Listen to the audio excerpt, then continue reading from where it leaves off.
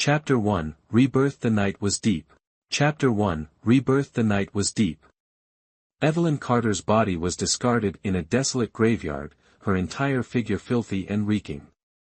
Her long hair had been shaved off, leaving her head bare, and her face was smeared with dirt. Her mouth was filled with lime plaster, her lips sealed shut, making her appearance both pitiful and grotesque. A pack of stray dogs circled around, sniffing at her, preparing to drag her corpse away as prey. Evelyn Carter's soul hovered in the air, watching as her body was about to become food for the wild dogs. Suddenly, from the infinite darkness, a figure emerged, a young man pushing a wooden cart, wielding a long spear. He drove the dogs away and then hoisted her unsightly corpse onto the cart before turning to leave. Curiosity filled Evelyn Carter's heart, and she followed him. She saw the young man in white pull the cart to a low ancient tree at the foot of a mountain, where a pre-dug grave awaited. He carefully lifted Evelyn Carter's body, gently placed it into the hole, then removed his cloak to cover her remains before beginning to fill the grave with soil. Evelyn Carter watched in confusion as the young man meticulously and swiftly buried her, wondering who this person was. Who was he? Why would he risk so much to give her a proper burial? In the 28th year of the Yuan Shing era, on the 9th day of the 9th month, at the late emperor's funeral, an imperial edict was altered. Crown Prince Charles Spencer was deposed, and Prince Nathan Spencer was named the new crown prince. Shortly after, the late emperor passed away, and Prince Nathan ascended the throne. The Northern Vale dynasty had undergone a monumental shift. Carter Manor, once a solid bastion of the former crown prince, met its tragic end with the annihilation of the entire household. Evelyn Carter, as the princess of pure wisdom, had schemed and sacrificed endlessly for her younger brother, the crown prince. She had contributed her wealth and efforts, only to face a cruel execution, her hair shorn, her face covered, and lime forced down her throat until death. As Evelyn Carter was lost in thought, a loud bang startled her. The young man swiftly smashed the wooden cart into pieces and kicked the remains far away. He stared at the freshly made grave for a long moment before finally turning and leaving. Evelyn Carter drifted closer to look, utterly stunned.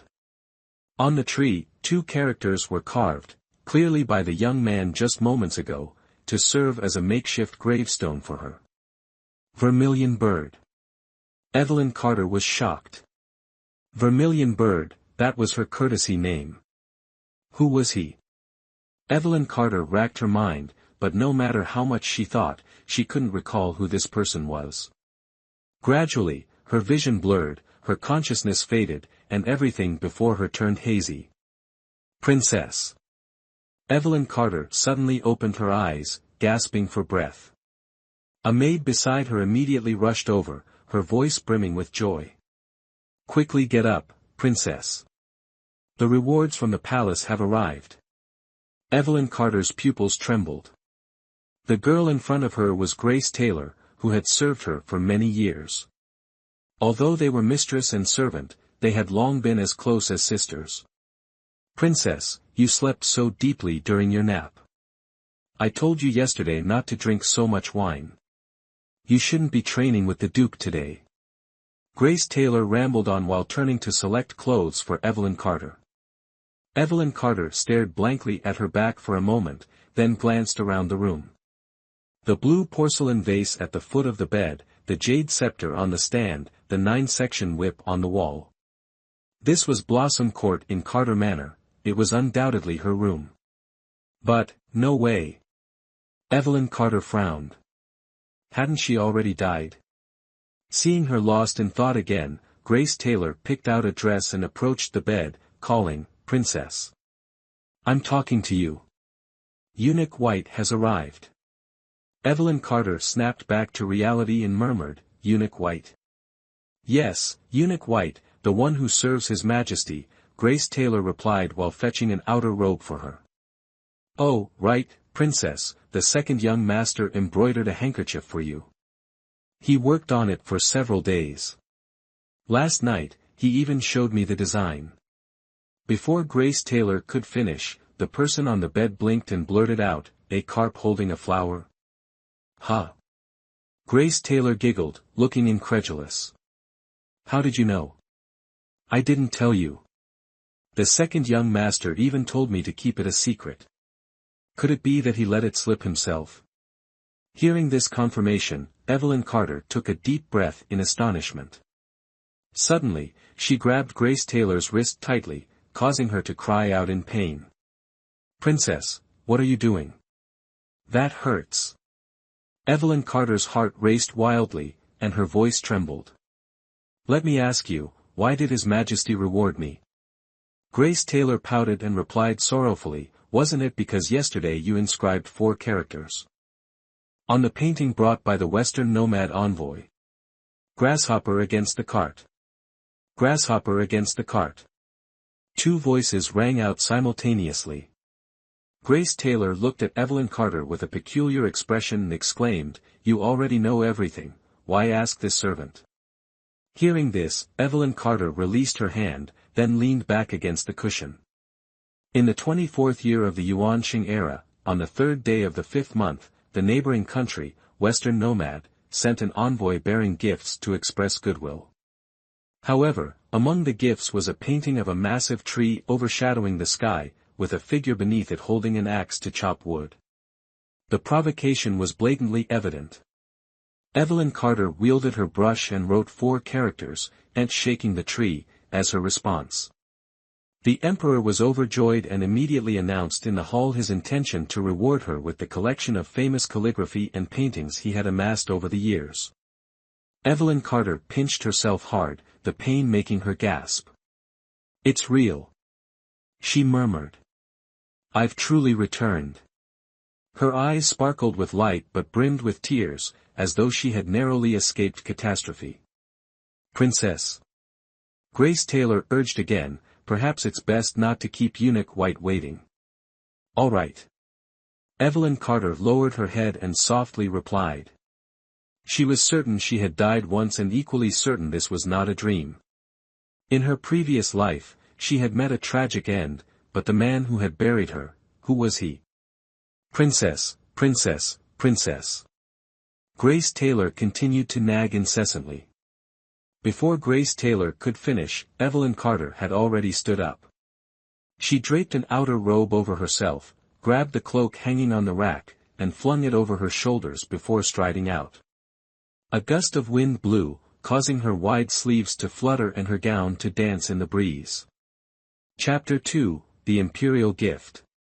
As Evelyn Carter walked toward the flower hall, she calculated in her mind. It was currently the 24th year of the Yuan Qing era, and she was only 20 years old. Carter Manor stood at the pinnacle of power in Northern Vale, second only to one person, commanding the loyalty of tens of thousands, steadfastly supporting Crown Prince Charles Spencer. Thinking of Charles Spencer, Evelyn Carter's brows furrowed slightly, a trace of discomfort surfacing in her heart. A legitimate crown prince, with a noble status and numerous supporters, guarded at the front by Prince Xiang and backed by the Hayes family, the empress's lineage, managing affairs behind the scenes. Yet, he still could not defeat the prince. In the end, he was nothing more than an incompetent fool. Evelyn Carter bit her lip lightly as memories of her past life flooded her mind. If her father had not been so stubbornly loyal, if the crown prince had not been so erratic, if she herself had not been so naive and foolish, perhaps the outcome would have been different. Pausing at the doorway, Evelyn Carter took a deep breath, smoothed her sleeves, and stepped over the threshold. Princess. The servant in the room bowed slightly. Evelyn Carter nodded and smiled at the guest seated on the chair, her voice gentle, Eunuch White, I've kept you waiting. The old eunuch quickly placed the teacup down and stood to bow. This servant greets the princess. Evelyn Carter maintained her gracious smile, glancing past Eunuch White as she moved forward to take the seat of honor. As soon as she raised her hand, a maid promptly presented a cup of cold tea. Princess Tianchu disliked hot beverages, even in the biting cold of winter, she preferred chilled drinks. Having just woken up and without any makeup, her face appeared slightly pale. At this moment, her lips, touched by the brown hue of the tea, seemed as if adorned with a layer of red lipstick, adding a hint of vibrancy. Eunuch White, please rise. What fine gift has His Majesty bestowed this time? Evelyn Carter lifted the teacup with both hands, smiling as she looked at Eunuch White. Eunuch White also smiled, his silver eyebrows powdered heavily, giving his grin a somewhat artificial and ghostly appearance. It's the snowy peaks and fishing boats painting by the master Song Woo-hang. He lifted a bright yellow brocade box from the table and presented it before Evelyn Carter. Please, Your Highness, open it and see. Evelyn Carter handed the teacup to her maid, slowly stood up, and reached out to unlock the bronze clasp on the brocade box, retrieving the painting. As in her previous life, the Emperor had gifted her the snowy peaks and fishing boats painting. Back then, Evelyn Carter had merely hung it in her study as a decorative piece, never paying it much attention. A flicker of calculation crossed Evelyn Carter's eyes. She unrolled the painting, praised it with a few words, expressed her gratitude for the Emperor's grace, and then shifted her tone, smiling as she asked, Song Woo-hang probably has another landscape painting, doesn't he? Indeed. Could it be that the princess wishes to request that one as well? Eunuch White looked slightly puzzled. Summer is just around the corner, and the scorching sun will soon make people feel weary. Admiring some lush green landscapes might offer some relief, Evelyn Carter remarked as she carefully rolled the painting back up and placed it in the brocade box herself. Turning to Eunuch White, she added with a smile, I want both the snowy mountain fishing scene and the landscape painting. Eunuch White froze for a moment. If it had been anyone else, he would have sternly reprimanded them for their audacity. Receiving one gift from the Emperor and still not being satisfied, even daring to ask for more. For others, this could easily lead to accusations of disrespecting imperial grace. But the person before him, Eunuch White knew well, was not someone he could afford to offend lightly. He forced a smile. With the Emperor's favor toward Carter Manor, it shouldn't be difficult for the princess to obtain another painting. Evelyn Carter reached up to adjust a stray strand of hair by her temple, her smile remaining warm. Thank you, Eunuch White, for making the effort to come here. She gently stroked her wrist and carefully removed the coral bracelet from her hand. Lily Taylor immediately stepped forward to receive it and then stuffed it into Eunuch White's hands. This red coral has a cooling property. Eunuch White, as you tirelessly deliver messages on behalf of His Majesty, always running back and forth, don't let yourself overheat, Evelyn Carter said with a warm smile as she looked at Eunuch White. Oh dear, how could this servant dare accept it? This servant does not deserve the princess's gift. Eunuch White feigned discomfort, repeatedly stepping back as if the bracelet were a deadly poison. Lily Taylor quickly pushed it into his hands and said, Eunuch White, please don't refuse anymore. In that case, this servant humbly thanks the princess. Eunuch White bowed deeply, his eyes darting around nervously. Pretending to be conflicted, he carefully tucked the bracelet away and only turned to leave after retreating to the door. Princess, why would you reward him with the bracelet? Wouldn't some gold or silver have sufficed? That bracelet was a gift from the prince 2 years ago, brought back from the borderlands especially for you, Lily Taylor said with a hint of dissatisfaction. Evelyn Carter picked up a cup of cool tea, took 2 sips, and a cold expression settled between her brows. She replied calmly, think about it. Eunuch White is a close confidant of the Emperor. Do you think there are few people vying to give him gold and silver? He certainly isn't lacking in those things. Huh? What do you mean? Grace Taylor tilted her head, racking her brain but failing to understand. Evelyn Carter placed the teacup down, exhaled softly, and smiled faintly. Didn't I already say?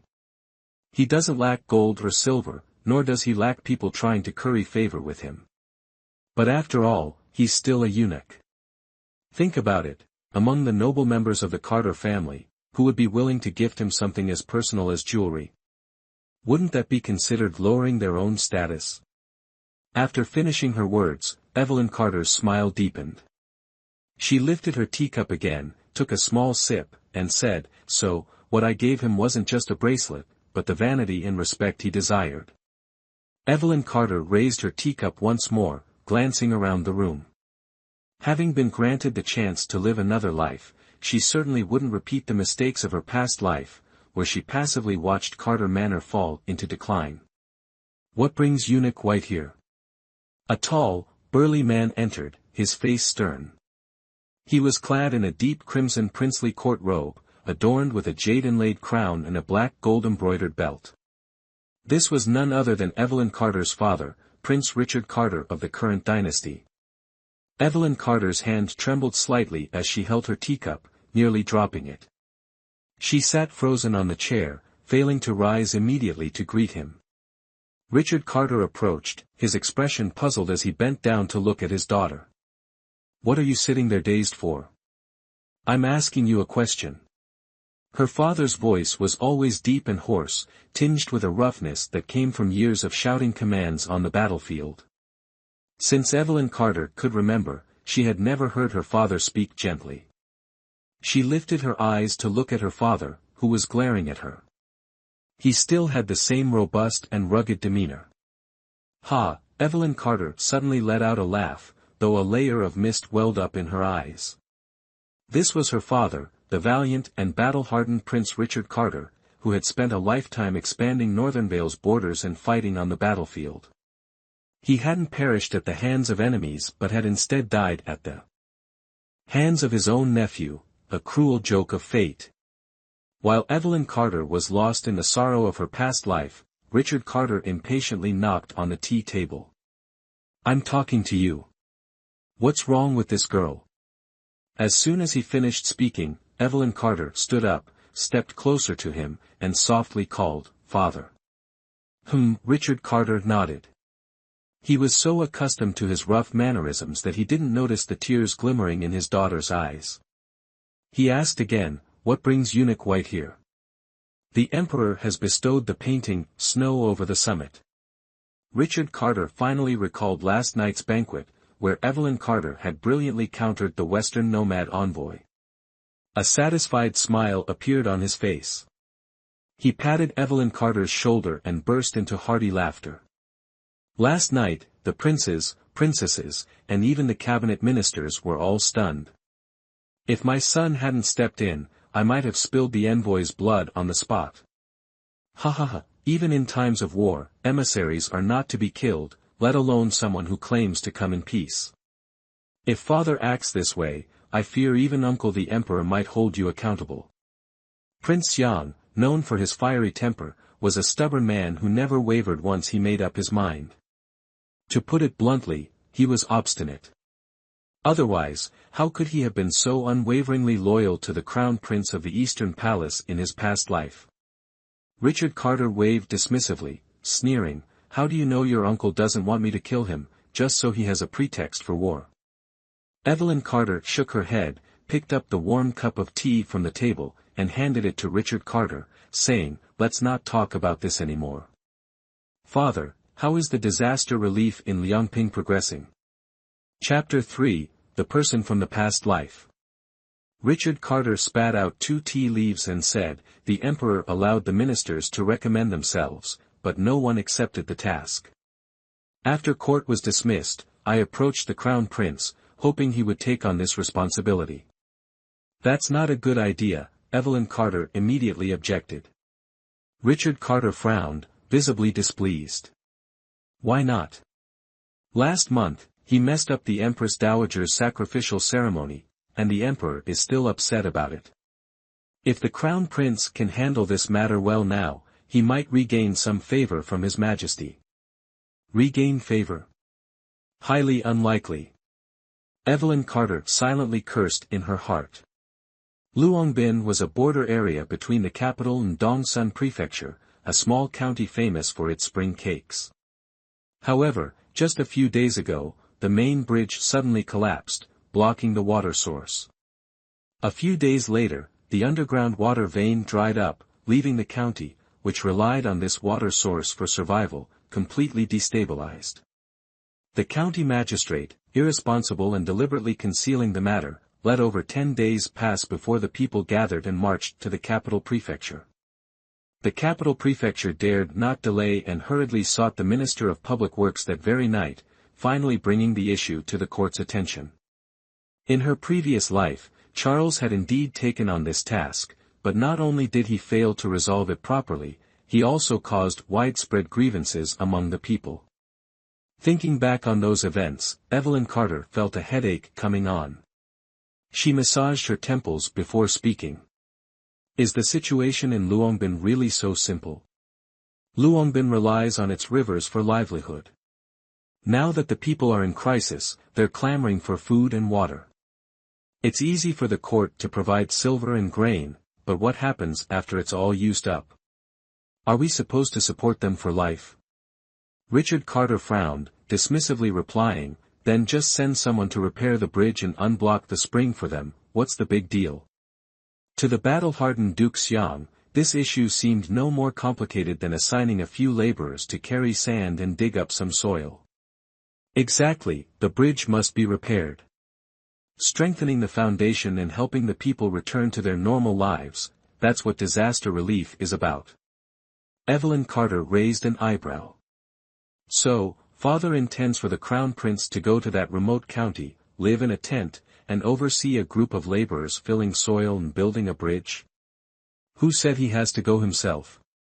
Richard Carter's sword-like brows shot up, his eyes wide like bronze bells as he roared, just have the Ministry of Public Works send a few capable people to handle it. I recall the Vice Minister of Public Works owes you a few favors. You go arrange this for the Crown Prince. Richard Carter waved his hand, clearly wanting to delegate this matter to the Crown Prince and be done with it. Evelyn Carter, who had been silent for a while, still didn't look pleased. Something was off. Evelyn Carter's gaze flickered slightly as she recalled the events of her previous life. Back then, she had sent the left Minister of Public Works to assist the Crown Prince. However, the Crown Prince refused to heed the minister's advice, stubbornly insisting on his own way and even punishing the minister with 20 lashes. Originally, she had intended to recruit the talented left Minister of Public Works to the Crown Prince's side. Who would have thought that the Crown Prince's actions would instead create animosity? Consequently, the minister turned to serve Prince instead. I'm talking to you. What's wrong with you today? Richard Carter's sharp voice abruptly pulled Evelyn Carter out of her reverie. He reached out to touch her forehead, his expression shifting to concern. As I thought, you drank too much yesterday. You're still feeling unwell, aren't you? Oh dear, how many times have I told you?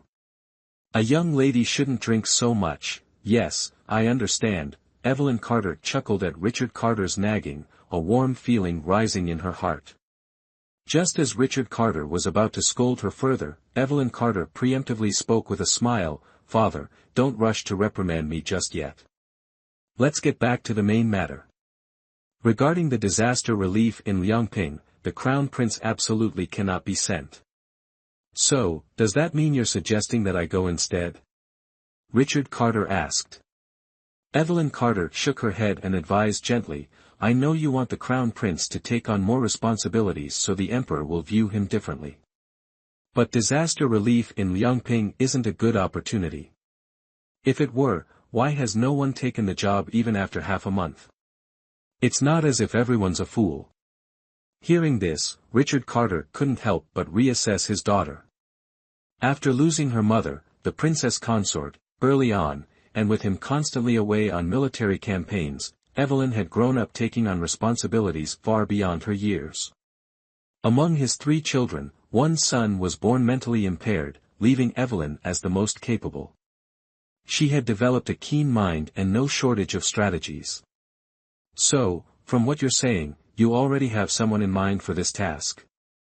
Evelyn Carter smiled but gave an unrelated response. I'm heading to the palace to give thanks now. If you have nothing else to do, Father, you should visit my younger brother. The carriage rolled along the main road, sunlight streaming down as the streets bustled with noise and activity. Stop by snow amidst spring for a moment. Evelyn Carter gave her instructions, and Grace Taylor nodded in understanding. Snow Amidst Spring was a famous tavern in the capital, renowned as the gourmet's haven, offering exquisite delicacies and rare dishes. The interior was lavishly decorated, with prices steep, yet patrons continued to flock in droves. Whoa, whoa.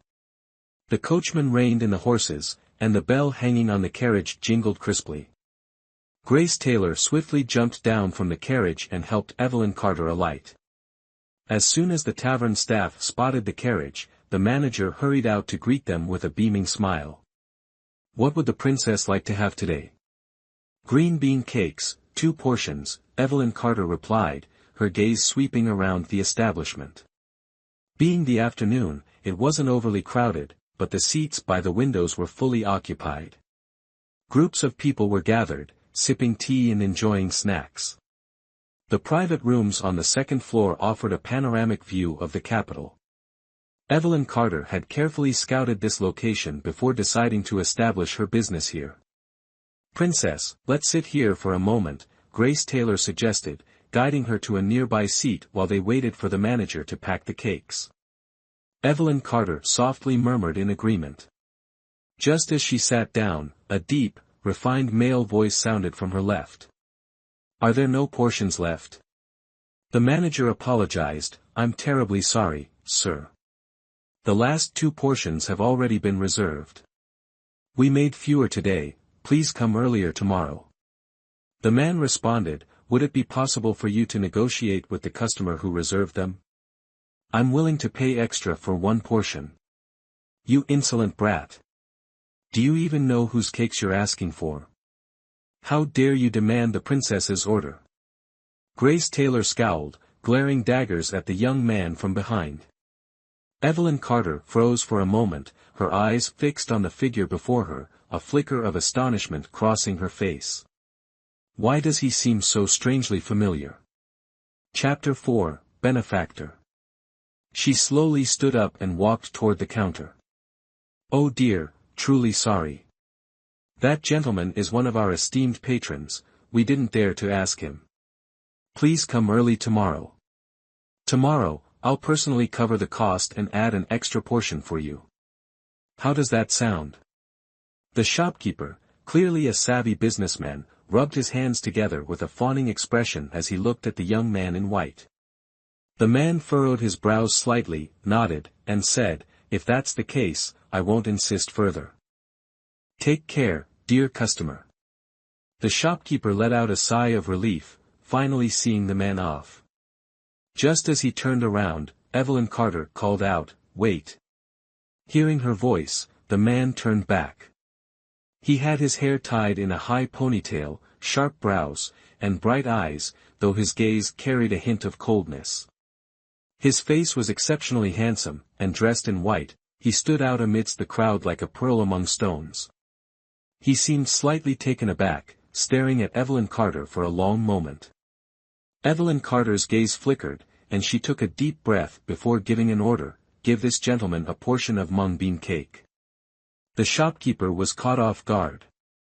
"Ah. Yes, yes, of course." The man in white didn't refuse. He smiled, clasped his hands together, and said, "Thank you, princess." He then reached for his money, but Evelyn Carter stopped him. "No need to pay," she said. He looked at Evelyn Carter with a hint of confusion, but she averted her gaze and softly added, "I'm in a good mood today. Consider it my treat." Well then, the young man accepted the mung bean cake from the shopkeeper and expressed his gratitude, "Thank you." As she watched his figure disappear into the distance, Evelyn Carter asked, "Does he come here often?" The shopkeeper thought for a moment. "It seems like he started coming last month. Every few days, he shows up. He doesn't buy anything else, just mung bean cakes. Sometimes 1 portion, sometimes 2, always packed to go. He never lingers." "What's his name?" Evelyn Carter withdrew her gaze and asked. The shopkeeper hesitated before replying, "I don't know, Your Highness. If you'd like, the next time he comes, I can ask him for you." "All right. It seemed she wasn't in as good a mood as she claimed earlier. With a cold expression, she stepped out of the door. Grace Taylor, holding a carefully wrapped package of mung bean cakes, followed behind Evelyn Carter as they departed. The carriage continued its journey toward the royal palace. Grace Taylor chattered incessantly, sometimes recounting how the eldest young master had played kickball with the maids a few days ago, celebrating his victory with glee for the entire day, other times gossiping about which maid in the manor was secretly involved with which guard. Evelyn Carter remained expressionless, while Grace beamed with delight. Ha ha ha, Grace Taylor laughed heartily, clutching her stomach. Noticing Evelyn Carter's silence, as if lost in thought, she stopped abruptly and cautiously called out, "Princess. Princess." "Huh?" Evelyn Carter snapped out of her reverie. "What are you thinking about?" Grace Taylor asked curiously, staring intently at Evelyn Carter before answering her own question. "Are you thinking about that young man from earlier? TSK, I wonder whose son he is, even sharing his snacks with you. He resembles someone I once knew." Evelyn Carter closed her eyes briefly, recalling the battlefield of her past life, under the dim moonlight in the desolate graveyard. Yet, she couldn't shake the feeling that the young man from earlier was the one who had collected her body back then. "Someone you knew." "Who?" Grace Taylor tilted her head, racking her brain but failing to come up with an answer. How could there be someone the princess knew that she, her closest maid, didn't? After pondering for a moment, Evelyn Carter replied, "A benefactor." "What?" Grace Taylor's jaw dropped, her disbelief evident. "At the royal palace." The place was resplendent with grand pavilions, vermilion walls, and glazed tiles. There was the intricately designed big-to-pond, and the magnificent dragon phoenix hall adorned in gold and red. It was a place revered by many, yet also a silent graveyard for countless souls. After being announced, Evelyn Carter entered the imperial study. Before she could even bow, a deep, warm male voice resonated. "Evelyn, you're here. Come and take a look at the words I've written." "Yes." Evelyn Carter performed a formal bow from her position before slowly approaching the imperial desk. On the rice paper lay 4 bold and vigorous characters: "Wealth brings worries." "What do you think?" The emperor set down his brush, signaling Evelyn Carter to come closer. Draped in a dragon robe embroidered with 9 dragons, his figure was tall and imposing, yet his expression was kind, and his smile exuded warmth. Evelyn Carter placed the sweet pastries she was holding onto the table before replying, "Your Majesty's calligraphy is, of course, exceptional. It's a pity such treasures are priceless, otherwise, I'd like to take 2 pieces to hang in my Rui pavilion and sell them for profit." The Emperor of Nuenti laughed heartily, his amusement evident. Pointing at Evelyn Carter, his gaze was filled with affection. "You! Such audacity, daring to sell my calligraphy for money? What would the world say?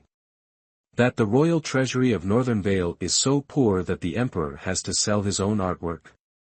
Ha ha ha, though his words carried a tone of reprimand, his laughter betrayed his indulgent fondness. Evelyn Carter bowed gracefully and said, "It is precisely because the world is at peace, the harvests are bountiful, and His Majesty has leisure without pressing matters that he can immerse himself in the arts of calligraphy and painting. This is a good thing, a very good thing indeed." Ha ha ha. The King of Nuenti threw his head back in laughter, his voice echoing beyond the hall. A young eunuch, recently transferred from the Department of Internal Affairs, couldn't help but ask curiously, "Master, why is this Princess Chunhui so remarkable?" Just now, His Majesty was furious, but the moment she arrived, he seemed delighted. Eunuch White squinted and cast a sidelong glance at his apprentice. "Don't ask too many questions. In the future, whenever you see her, just kneel and bow. You won't go wrong." "Yes, yes, yes. Thank you for the guidance, Master." The young eunuch nodded fervently, as if he'd just received an earth-shattering revelation. "You're still the sensible one. Look at your cousins, they've grown up pampered, knowing only how to indulge themselves. Not like you, you at least know how to show concern for your uncle. After laughing to his heart's content, the emperor picked up a piece of green bean cake and ate it, his tone calm. Your father always says he could never compare to me in life, but he has a daughter as exceptional as you. In that respect, I could never measure up. Your concerns, your majesty, how could someone as simple as me dare to guess? Evelyn Carter covered her mouth with a soft laugh, a glimmer of calculation flashing in her eyes as she slowly began. Today, I came to the palace to present green bean cakes, but also to request a painting by Song Wuheng. A painting? The king of Nuenti paused mid-chew. Didn't I already gift you the snowy peaks and fishing boats? But isn't there still the green mountains and clear waters? Evelyn Carter's tone turned coquettish as her eyes sparkled, looking at the king of Nuenti. I humbly ask for both. Hearing this, the king of Nuenti glared at Evelyn Carter, his goatee bristling in irritation. But Evelyn Carter did not flinch, instead, she looked at him with an adorably innocent expression. In the end, the king of Nuenti burst into laughter, shaking his head in exasperation. In this entire realm, you're probably the only one shameless enough to ask for my possessions so boldly. Still chuckling and muttering complaints, the king of Nuenti turned to the treasure shelf, selected the green mountains and clear waters painting, and handed it to Evelyn Carter. Take it. Thank you, your majesty, for the reward. Receiving the imperial gift, Evelyn Carter knelt down to perform a grand salute before standing up and accepting the scroll with both hands. Unexpectedly, as soon as she touched the scroll, it was gently taken away. Yesterday, the crown prince came to plead, saying he wanted to practice painting and calligraphy lately, subtly hinting that I should reward him with 2 paintings. During the last Empress Dowager's ceremony, he didn't perform well, and I scolded him for it. I've been distant with him for some time now. I originally planned to give him the Blue Mountains and Green Waters painting, but who would have thought you'd be quicker? The king of Nuenti smiled warmly and waved his hand. Since you've already got it, there's nothing more to discuss. Return to your residence. Yes. Evelyn Carter rose with the painting in her arms, her gaze subtly drifting to the desk, where she indeed noticed several memorials marked in red. These were urgent documents from the Ministry of Administration, marked in red to signify, the official is uncertain, the situation is critical, awaiting the emperor's decision. Though Evelyn Carter couldn't discern the specific content, she clearly recognized the words Liang Ping on the top page. As she stepped out of the hall, she thought to herself, in her previous life, around this time, no one had volunteered to go to war for a long while, so the emperor assigned the task to the crown prince. She took a deep breath, clutching the painting tightly in her hands. It seemed she needed to act faster this time. Just as she exited the hall, Lily Taylor approached to take the painting from her hands, joyfully saying, "You truly live up to being the princess. His Majesty has really rewarded you." Evelyn Carter smiled, "Let's go home." As they began to leave, a sudden male voice called out from the right. "Big sister." Evelyn Carter's pupils slightly trembled as she slowly turned around. Chapter 5, The Crown Prince and the Concubine. The man hurried over, leaving the guards far behind. Evelyn Carter looked at the person before her, Crown Prince Charles Spencer. Born of the Empress, he possessed a noble status, a tall stature, and an air of regal elegance. His sideburns were sharp as if carved by a blade, and his eyebrows were thick and ink-like. Truly, he was a strikingly handsome man. "Big sister. When did you enter the palace? Why are you leaving so soon? Greetings to the Crown Prince." Evelyn Carter bowed respectfully, then looked up with a gentle smile and said, "His Majesty has bestowed upon me a small treasure. I entered the palace to express my gratitude, but it's getting late now, and I shouldn't delay any further." "Oh." Charles Spencer's interest was piqued as he smiled and said, "I wonder what treasure father has granted you, sister. Why not show it to me so I can broaden my horizons?" Evelyn Carter gestured lightly, signaling Lily Taylor to bring forth the landscape painting. In an instant, the Crown Prince's expression shifted. Evelyn Carter maintained her smile and softly spoke, "Please, Crown Prince, take a look. It's merely a painting." "Lush mountains and serene waters," Charles Spencer murmured, his face betraying a hint of displeasure. "What troubles you, Crown Prince?" Evelyn Carter observed the subtle changes in his expression, her tone as calm and composed as ever, devoid of any deliberate insinuation. Charles Spencer let out a faint chuckle, his smile somewhat forced. "I, too, am fond of this painting.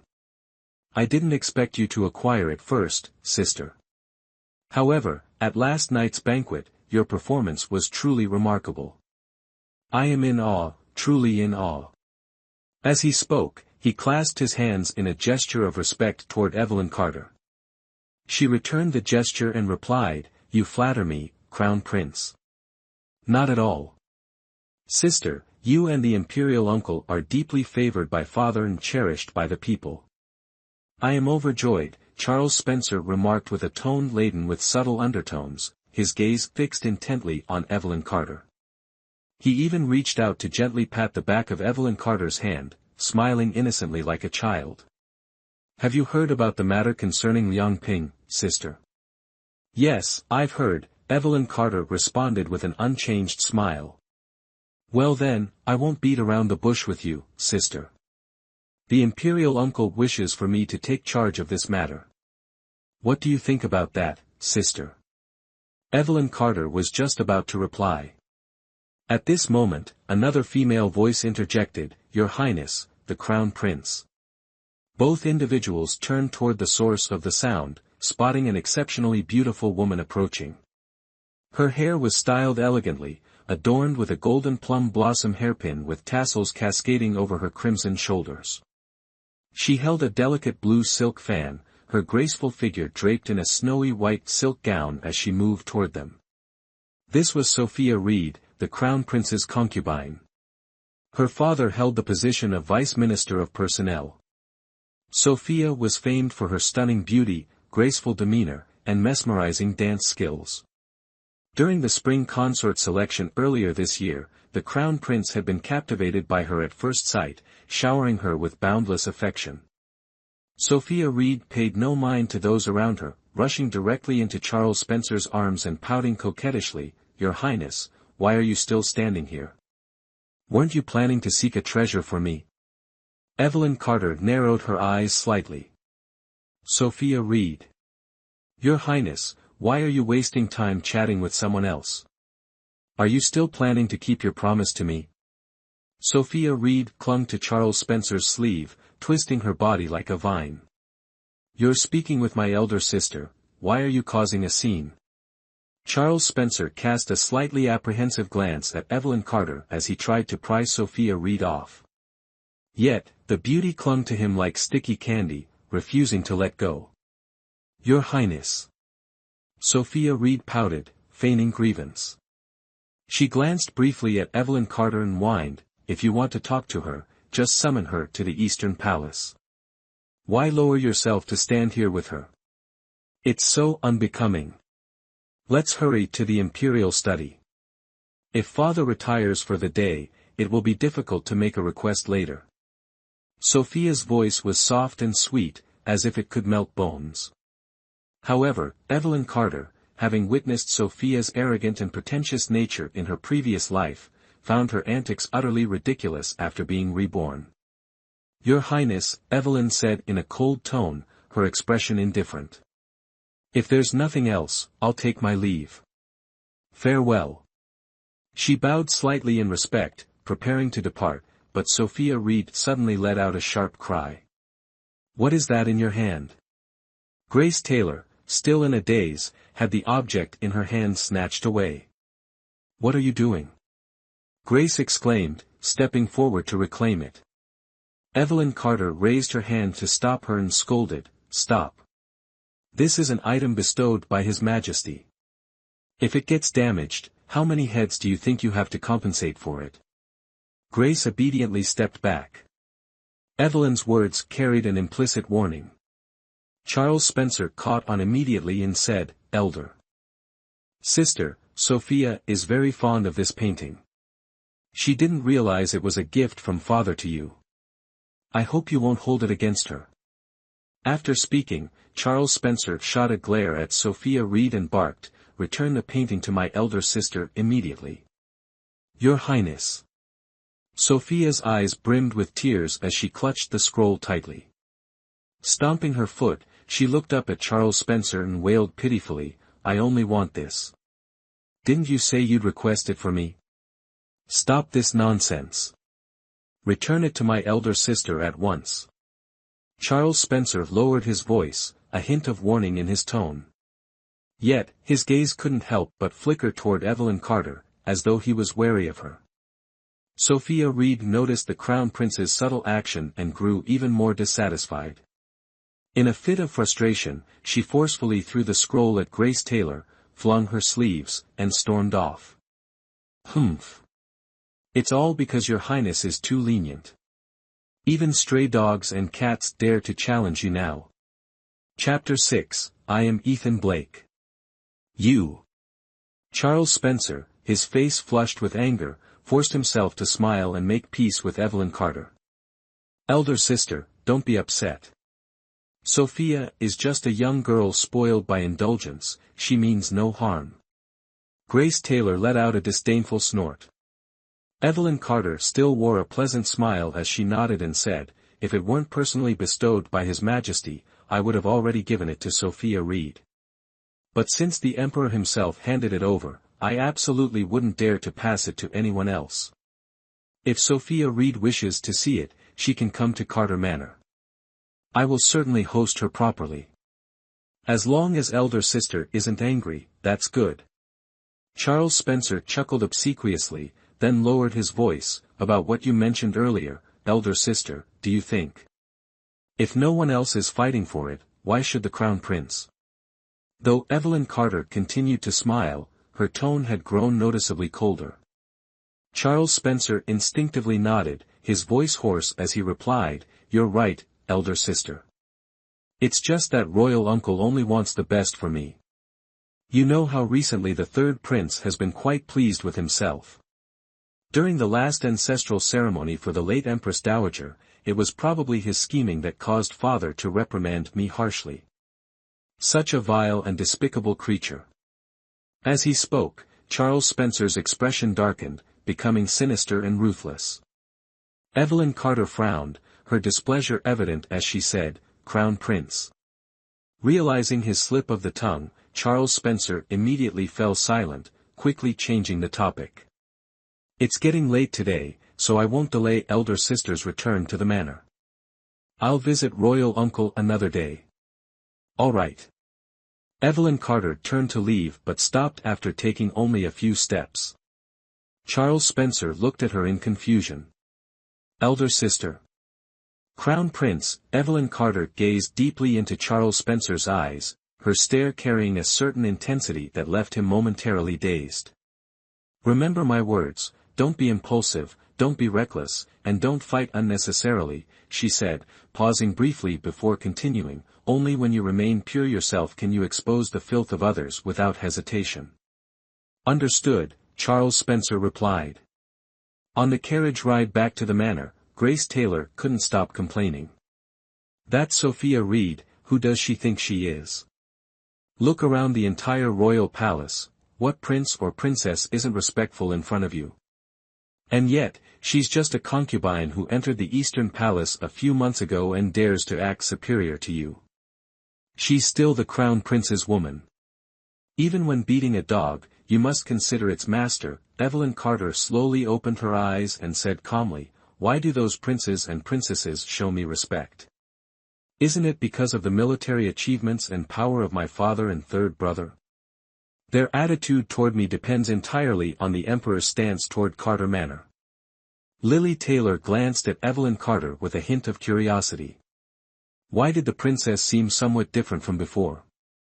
The young maid pondered seriously but couldn't come to a concrete conclusion. "Besides, how do you know those noble princes and princesses treat me sincerely?" rather than just putting on a show. Evelyn Carter sneered, lifting a hand to pull back the carriage curtain. At that moment, the carriage passed by Xiaoming Alley. It was nearing dinner time, and Evelyn Carter casually glanced out. In the alley, she spotted a young man in white robes squatting down. It was unmistakably the same man who had shared his dessert with her at Snow Amidst Spring earlier. "Stop the carriage," Evelyn Carter quickly ordered, instructing the driver to halt by the roadside. "Princess." Lily Taylor hadn't even had time to hold her back before Evelyn had already stepped out of the carriage and briskly headed into the alley. This was an old, dilapidated alley, tucked between the bustling streets. Outside, the main road was lively, but within the alley, there were several crumbling gates. It was said these once belonged to wealthy families who, through the tides of time, either rose to greater heights and moved to more luxurious places or fell and could never recover. The young man in white robes was feeding stray cats. As shadows suddenly cast over the ground, he fed the last piece of mung bean cake to a small white kitten before standing up and turning around. The girl before him had a beauty that could shame the flowers and outshine the moon. She wore a radiant brocade dress, her face unadorned by makeup, her black hair half pulled up and secured with a simple gold hairpin. Despite her understated appearance, she exuded a refined elegance that was unparalleled. Before he could speak, Evelyn Carter coldly remarked, "You're quite bold, using the dessert I gave you to feed stray cats." He glanced ahead, spotting the Carter Manners carriage parked by the roadside. From where he stood, the gold-embellished wheels were clearly visible. Suppressing a smile, he bowed his head and replied, "These poor kittens were starving to death. I used the princess's dessert to save them. It could also be considered accumulating virtue on your behalf." "What kind of terrible karma have I created that requires you to accumulate virtue for me?" Evelyn Carter was almost amused by his words. She stepped closer, her chin slightly raised, her expression haughty as she commanded, "Raise your head." The man slowly lifted his gaze, and their eyes met. Evelyn Carter suppressed the stirring in her heart and asked in a hoarse voice, "Which family do you belong to?" "I am Ethan Blake," he replied. Chapter 7, Brotherhood. Ethan Blake. Evelyn Carter furrowed her brows, carefully pondering for a moment, but still couldn't recall anyone named Ethan Blake ever appearing in her life in her previous lifetime. If he had, then surely he must have been an insignificant figure. Not worth her, a noble princess of pure grace, to concern herself over. Evelyn Carter thought so inwardly. But if he was so insignificant, then why would he risk his life to recover her body? Noticing the princess's displeased expression, Grace Taylor glanced at Ethan Blake and couldn't help but speak up, "You, boy, watch your tone. You know she is the princess, so how dare you speak so rudely?" Ethan Blake slightly raised his eyes, his lips parting as if to explain. Evelyn Carter had already turned away, walking as she spoke, "All right, I'll remember you. Thank you for earning me some good karma. From now on, I'll reserve all the snacks at Snow Amidst Spring for you." Grace Taylor stood dumbfounded, her face full of question marks. Since when did the cold-as-ice princess of pure grace turn into a living bodhisattva, going around doing charitable deeds? "Princess, wait for me." Grace Taylor hurried to catch up, not forgetting to shoot Ethan Blake a glare. Where did this strange boy even come from? He just wants to scam us for green bean cakes. That must be it. Everyone knows the green bean cakes at Snow Amidst Spring are the best. Evelyn Carter frowned. He must be here to con us out of green bean cakes. Grace Taylor stubbornly clung to this belief, her wide eyes staring at Evelyn Carter as if her face read, "My silly princess, don't let him trick you out of all the green bean cakes." Evelyn Carter replied, "Look at his clothes. While he doesn't seem like someone from a wealthy, noble family, how could he possibly be short of money to buy 2 green bean cakes? Not everyone is as obsessed with food as you are." Evelyn Carter shot Grace Taylor a glance, causing her face to flush red. Grace quickly changed the subject, loudly exclaiming, if he's not after the green bean cakes, then he must be after you, princess. Delicious food and beauty, he must have some ulterior motive.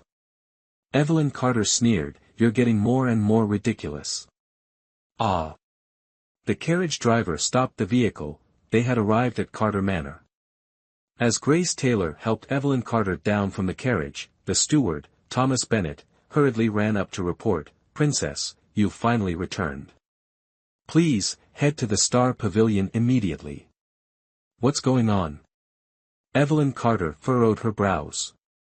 The eldest young master went to the Crown Prince's courtyard, took some kind of sachet belonging to the Crown Prince, and then the two started arguing.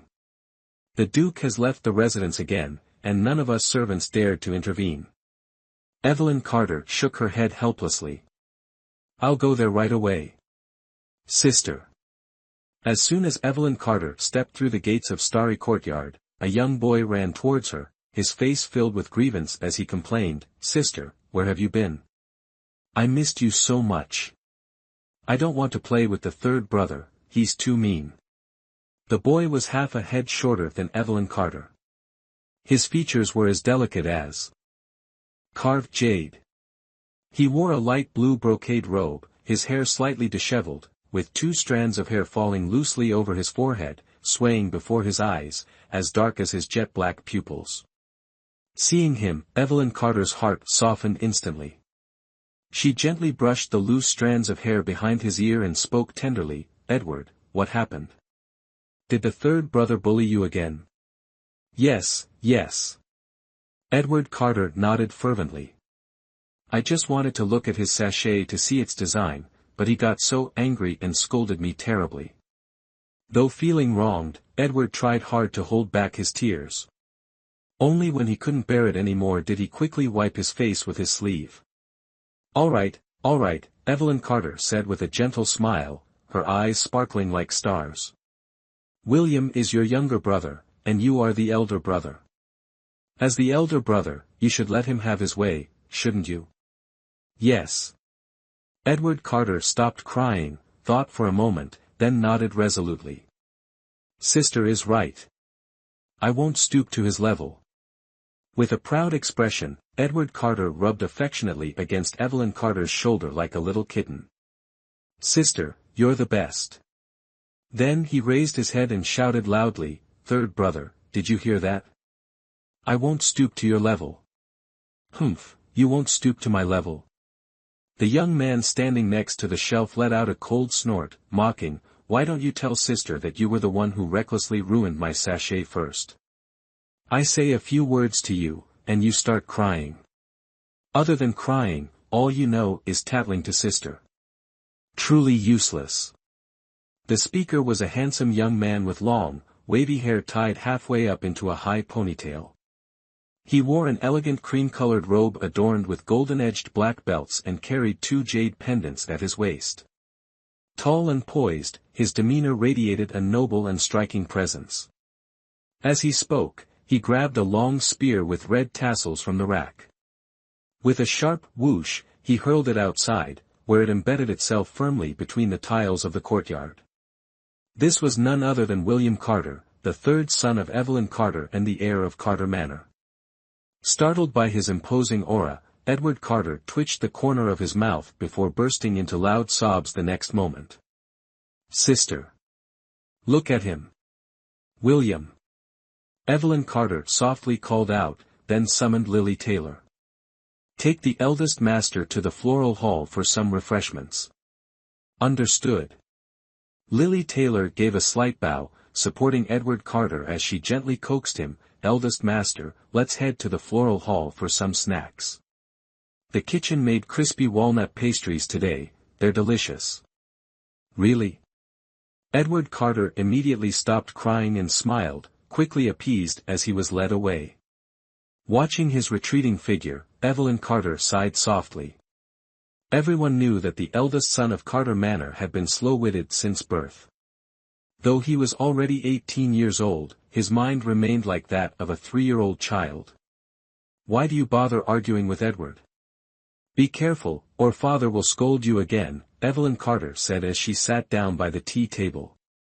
Yet William Carter remained as arrogant as ever, the defiance and pride in his eyes clearly visible to Evelyn. Who gave him the right to tear apart my sachet without permission? What now? Just because he's a fool, the whole world has to accommodate him. William Carter turned his head, snorting coldly. Others don't have to yield to him, but you must. You're his younger brother. Evelyn Carter glanced at William Carter. If Edward Carter was famously foolish, then this heir was equally renowned for his arrogance.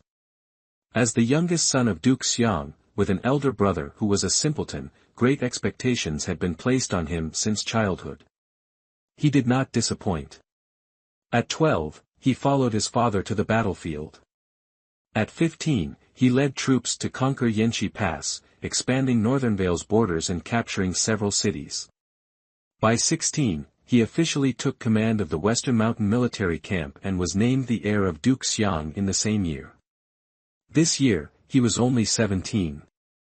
A youth brimming with pride and ambition, he naturally possessed the capital to be arrogant and overbearing. However, Evelyn Carter frowned, her thoughts drifting to her past life. Perhaps it was precisely because everything went so smoothly for William Carter that he became increasingly conceited, eager for grand achievements. If not, he wouldn't have fallen for Charles Spencer's scheme in a moment of recklessness, losing his military authority, and eventually, his life. If I had a choice, I wouldn't want a foolish older brother, William Carter sneered with disdain. Evelyn Carter shot him a sharp look, causing him to change his expression and quickly correct himself. All right, I won't talk about him anymore. Sister, I heard His Majesty gifted you a painting by Song Wu-heng. Can you show it to me? Evelyn Carter chuckled. Since when did you become someone who appreciates literature and art? Can you even understand calligraphy and paintings? I may not have eaten pork, but I've seen pigs run, haven't I? Who doesn't know that Song Wu-heng's paintings are worth their weight in gold? Even His Majesty treasures them like priceless gems. Though she teased him, seeing that William Carter genuinely wanted to see the painting, she didn't refuse. Evelyn Carter stood up. Follow me. I'll show you. And while we're at it, the masterpiece by Master Collins as well. Chapter 8, Please, Princess, grant your favor. The towering mountain stood majestically, covered in white snow, stretching endlessly into the horizon. At its perilous peak, an old man in a raincoat let go of his fishing rod. At the foot of the mountain lay a vast void. Then, turning to the lush green hills and clear waters, the scene shifted. Streams babbled softly, willows swayed in the wind, and layers upon layers of verdant mountains painted the landscape in a vibrant green. Just looking at it brought a sense of serenity. Marvelous, simply marvelous. William Carter looked left and right, shaking his head in amazement. No wonder they say Song Wu-heng is a masterful genius. With just a few brushstrokes, he creates a scene so vivid it feels real. Staring at this snowy mountain fishing scene, I'm afraid I might fall into the abyss myself. Ha ha ha ha, William Carter threw his head back and laughed heartily. He wasn't someone particularly fond of literature or art, he was merely enjoying the view. Casually, he asked, You always say I don't appreciate calligraphy or painting, but you're not exactly a fan of the arts either. So why, after receiving one painting, are you asking for another? William Carter lightly tapped his slender fingers on the painting of the lush green landscape, looking at his sister with curiosity. Evelyn Carter walked up to him and poked his forehead with 2 fingers. Be careful not to tear my painting. Ouch! William Carter rubbed his forehead, complaining, Stop poking my forehead all the time. What if you make me stupid? This painting is for something important, Evelyn Carter replied briefly, unwilling to elaborate further. There's been a disaster in Yangping, and His Majesty is deeply troubled. No one has stepped forward to take responsibility. When I visited the Imperial study today, I saw how worried he was. What does that have to do with the painting? William Carter asked, puzzled. Evelyn Carter's red lips curved into a smile as she replied, even someone like you, who doesn't understand art, is captivated by this painting of green hills and clear waters. Imagine how much more desirable it would be to those who value art as if it were gold. William Carter's eyes lit up as he understood her intent. You mean to use the painting to lure someone out? Pointing at the snowy mountain fishing scene, he chuckled along with Evelyn Carter. But beneath the towering mountain is nothing but mist and fog. Isn't that a bit tricky to bait someone with? Evelyn Carter merely smiled and silently rolled up the painting. As soon as he saw her smile, William Carter immediately knew that she had a plan and was confident of victory, so he didn't ask further. Just as he was about to stand up and leave, Evelyn Carter suddenly spoke. William, let me ask you, do you know someone named Ethan Blake? William Carter was stunned. Ethan Blake? Yes.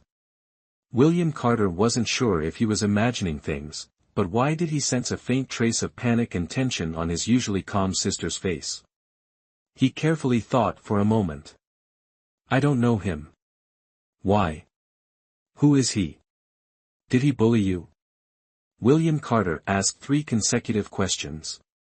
Evelyn Carter shook her head. No. Just a stranger I'm a bit curious about. She gently lowered her gaze, hiding the gloom in her eyes. If he's just an ordinary stranger, what's there to be curious about? William Carter found it odd. Evelyn Carter looked at the 2 paintings in her hands, then glanced at the darkening sky outside the window. For a brief moment, a sense of loss washed over her. She bit her lip, only realizing she had drawn blood when she tasted its tangy flavor. It wasn't a dream. What happened today, what would come of it in the future? Every step had to be calculated carefully and taken steadily. When Grace Taylor finished coaxing Edward Carter and the kitchen began setting the table, she returned to Blossom Court to call Evelyn Carter for dinner, only to find Evelyn Carter sitting on a redwood chair, leaning against a soft cushion, fast asleep. The next day. Because the envoys from Western Nomad were still in the palace, Richard Carter, following the Emperor's orders, hosted them, enjoying flowers and birdwatching with the 2 envoys. To show respect, he even specifically called for the heir, William Carter, to accompany him, leaving only Evelyn Carter and her younger brother, Edward Carter, dining together in the manor. Are you full? Evelyn Carter wiped the corner of her mouth, smiling as she looked at her brother across the table. Edward Carter, gnawing on a pork knuckle with his mouth greasy, chuckled and said, I'm full, but I could still eat a bit more. Moderate your meat intake, eating too much will make you sick of it, Evelyn Carter gently advised her brother, handing him a handkerchief. Just as Edward Carter freed a hand to take it, the steward from the front courtyard arrived. Greetings, Princess. What is it, Thomas Bennet? Evelyn Carter tilted her head and asked. Thomas Bennet reported, someone from the Eastern Palace has arrived. Eastern Palace? Edward Carter tilted his head curiously and said with a grin, could it be Crown Prince brother? All right, I'll head over now. Evelyn Carter nodded and stood up, stopping Edward Carter, who was also about to rise. You just keep eating. Once you're done, have Lily Taylor play shuttlecock with you. I have some matters to attend to. Yes, okay. Edward Carter obediently replied, his eyes following Evelyn Carter as she left. Before she could step into the main hall, a sharp, arrogant female voice rang out. Why is it so cold? It's not even the hot season yet, and Carter Manor is already serving cold water to guests. My apologies. Our princess prefers cool drinks, so we don't usually prepare hot water in the manor. The maid responded respectfully, her demeanor neither arrogant nor servile. Evelyn Carter stepped in just in time to see the young maid clearing the cold tea cups from the table. Calmly, the maid said, I will replace it with hot tea for you right away. The woman seated in the high chair replied arrogantly, her gaze seemingly aimed at the heavens. What wind has brought Sophia Reed to my Carter Manor? Evelyn Carter glanced at her briefly before naturally taking the seat of honor. The visitor was none other than Sophia Reed. She was dressed flamboyantly, her hair adorned with jeweled hairpins, as if she wished to gild every strand of it. Noticing that Evelyn Carter did not show her the customary respect, Sophia's expression betrayed her dissatisfaction. However, recalling the Crown Prince's instructions before leaving the palace, never to offend Princess Evelyn, she reluctantly suppressed her anger. She smiled and said, "Oh, it's nothing significant. I just happened to see the painting in your possession yesterday. It filled me with anticipation. I am quite fond of calligraphy and painting." Her words fell into silence, receiving no response. Evelyn Carter sipped some cold tea, her face calm, as she picked up a piece of candied fruit and placed it in her mouth. Sophia Reed's lips twitched slightly as she prepared to speak again. "That Green Mountains and Flowing Waters painting, you see, was a gift from His Highness the Crown Prince to me." As she parted her lips, barely saying half a sentence, Evelyn Carter seemed to snap out of her daze and spoke up, "So, Sophia Reed, you've come today to admire paintings?" Sophia Reed blinked, inwardly cursing furiously. Admire paintings? What nonsense! She was here to claim that painting. I am. If I recall correctly, Sophia Reed's father, Lord Reed, before serving as Vice Minister of Personnel, once worked at the Imperial Academy and even compiled elementary textbooks for the princes and princesses. Evelyn Carter casually stirred the incense pieces in the porcelain dish, her indifferent gaze fixed on the patterns along its edge, not even sparing Sophia Reed a glance. Interrupted twice, Sophia Reed gripped the armrest tightly, her patience wearing thin. "Yes, my father served as the principal of the Imperial Academy for 10 years. Most of the foundational lessons in calligraphy and painting for the royal princes and princesses were personally taught by him." She raised an eyebrow slightly, a hint of pride flashing across her face. Evelyn Carter smiled faintly. No wonder Sophia Reed is so insistent about the landscape painting. It seems you've been steeped in books and ink since childhood. She stood up, her gaze profound as she looked at Sophia Reed, her smile kind yet cryptic. "I'll have someone bring the painting over right away for Sophia Reed to take a look." Someone. Evelyn Carter had just called out when Sophia Reed also rose, quickly stepping forward to face Evelyn. "Your Grace, you've misunderstood. I didn't come today to admire the painting." "Oh." Evelyn Carter raised an eyebrow. "If not to admire it, could it be that you intend to steal it?" "How could it be called stealing?" Sophia Reed forced a laugh, though her eyes betrayed a steely determination. "This painting was originally left to me by the Crown Prince. I had planned to ask His Majesty for it, but I didn't expect your Grace to take a liking to it and claim it first. Today, I've come in person to request it, hoping your Grace will show some understanding." Chapter 9, The One Who Dares to Cause Trouble at Carter Manor, You're the First. Reluctantly, Sophia Reed finished her salute. Evelyn Carter slightly lifted her chin, her gaze carrying an air of arrogance, and her voice turned colder by a few degrees. "Do you truly wish to acquire the painting?" "Yes, absolutely." Sophia Reed nodded eagerly. "If the princess consort agrees, I am willing to offer 1,000 taels of gold." "No, no, no, make it 10,000. Evelyn Carter chuckled. "Is this painting truly worth that much?" She found it amusing. Clearly, she knew how valuable this painting was. Yet, in her past life, this very woman used it to sabotage, adding unnecessary embellishments that caused the Crown Prince to be reprimanded by the Emperor. "Gold cannot buy what the heart desires," Sophia Reed said, thinking she had a chance. Her smile bloomed like a flower. "So, what do you say? Would the princess consort be willing to sell?" Evelyn Carter gently closed her eyes, and when she reopened them, her expression had softened, appearing kind and serene.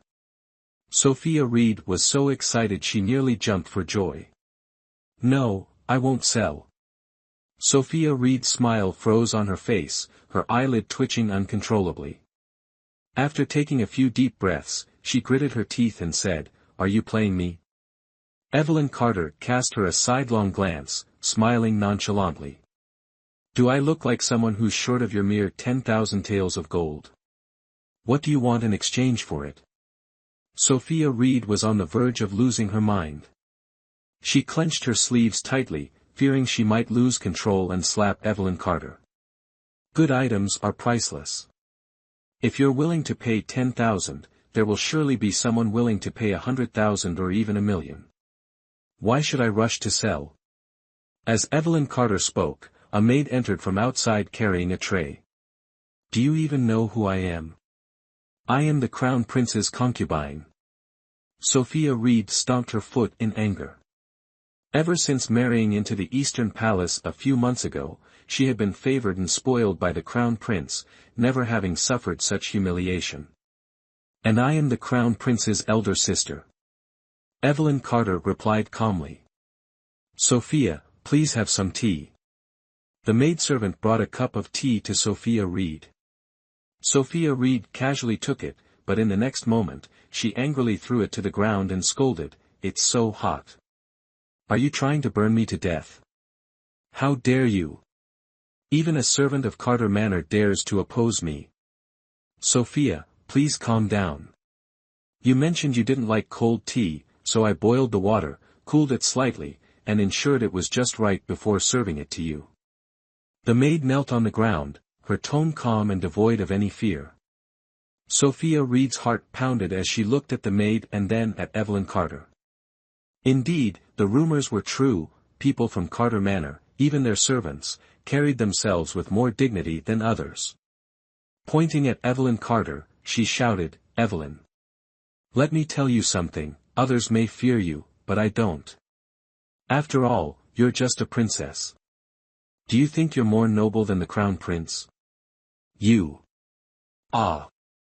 Evelyn Carter grabbed her wrist, twisting it slightly, and coldly said, "You're the first to dare smash objects in Carter Manor. Out of respect for the Crown Prince, I won't hold this against you. If you want the painting, fine. Prepare your gold and silver, and come to the snow amidst spring auction in 5 days. Whoever bids the highest will get it." Sophia Reed screamed in pain before Evelyn released her hand. Evelyn clapped her hands nonchalantly and said, "Don't say I didn't give you a chance."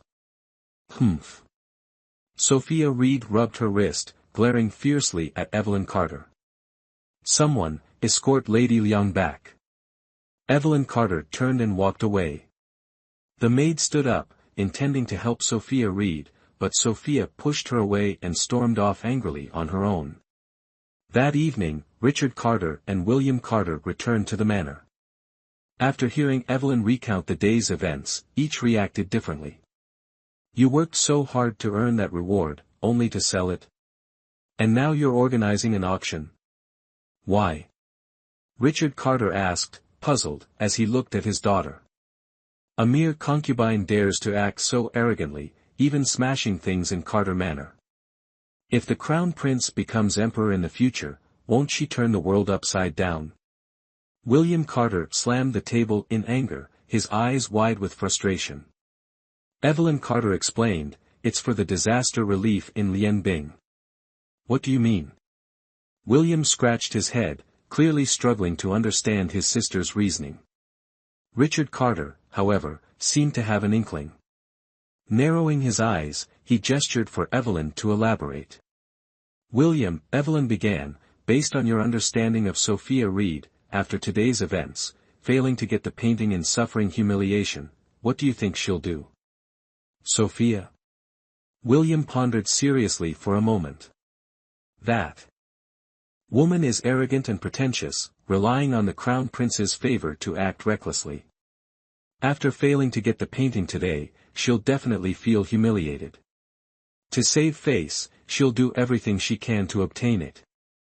Evelyn nodded. William continued, "Since you've announced an auction in 5 days, that arrogant woman will surely show up again. It's an auction, whoever bids the highest wins.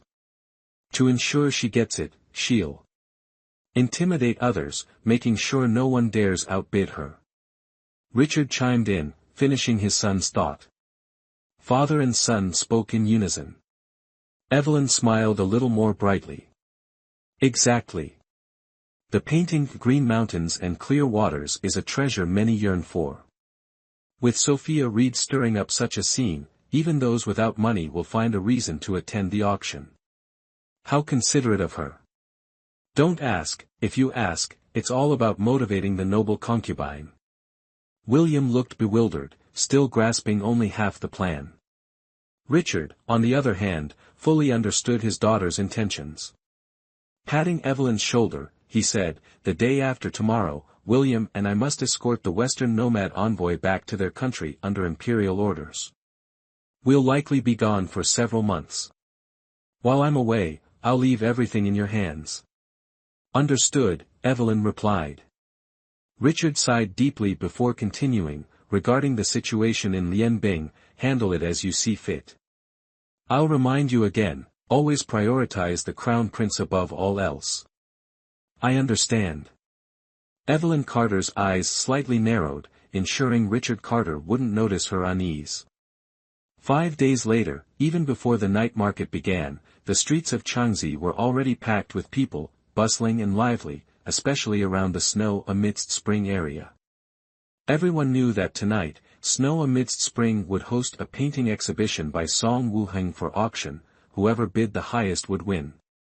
This news, which commoners would typically remain unaware of, had spread like wildfire. Rumors even circulated that if the pure Grace Princess took a liking to the painting, it would be gifted to her outright. Inside a small private room on the second floor, Evelyn Carter ate casually while listening to Lily Taylor recount the gossip she had gathered from outside. She nearly burst out laughing. Wiping the corner of her mouth, Evelyn tossed her silk handkerchief onto the table and chuckled lightly, saying, Sophia Reed, big chest, empty head. She's easy enough to manipulate. Lily Taylor snorted. If she's favored by the Crown Prince, she should just bring her money and bid properly. Why embarrass herself by trying to haggle beforehand like some loudmouth? Evelyn Carter, uninterested in arguing further, lost her appetite and urged Lily to head out. Go outside and check who's here from the palace. If there are princes or princesses, arrange private rooms for them upstairs. Understood.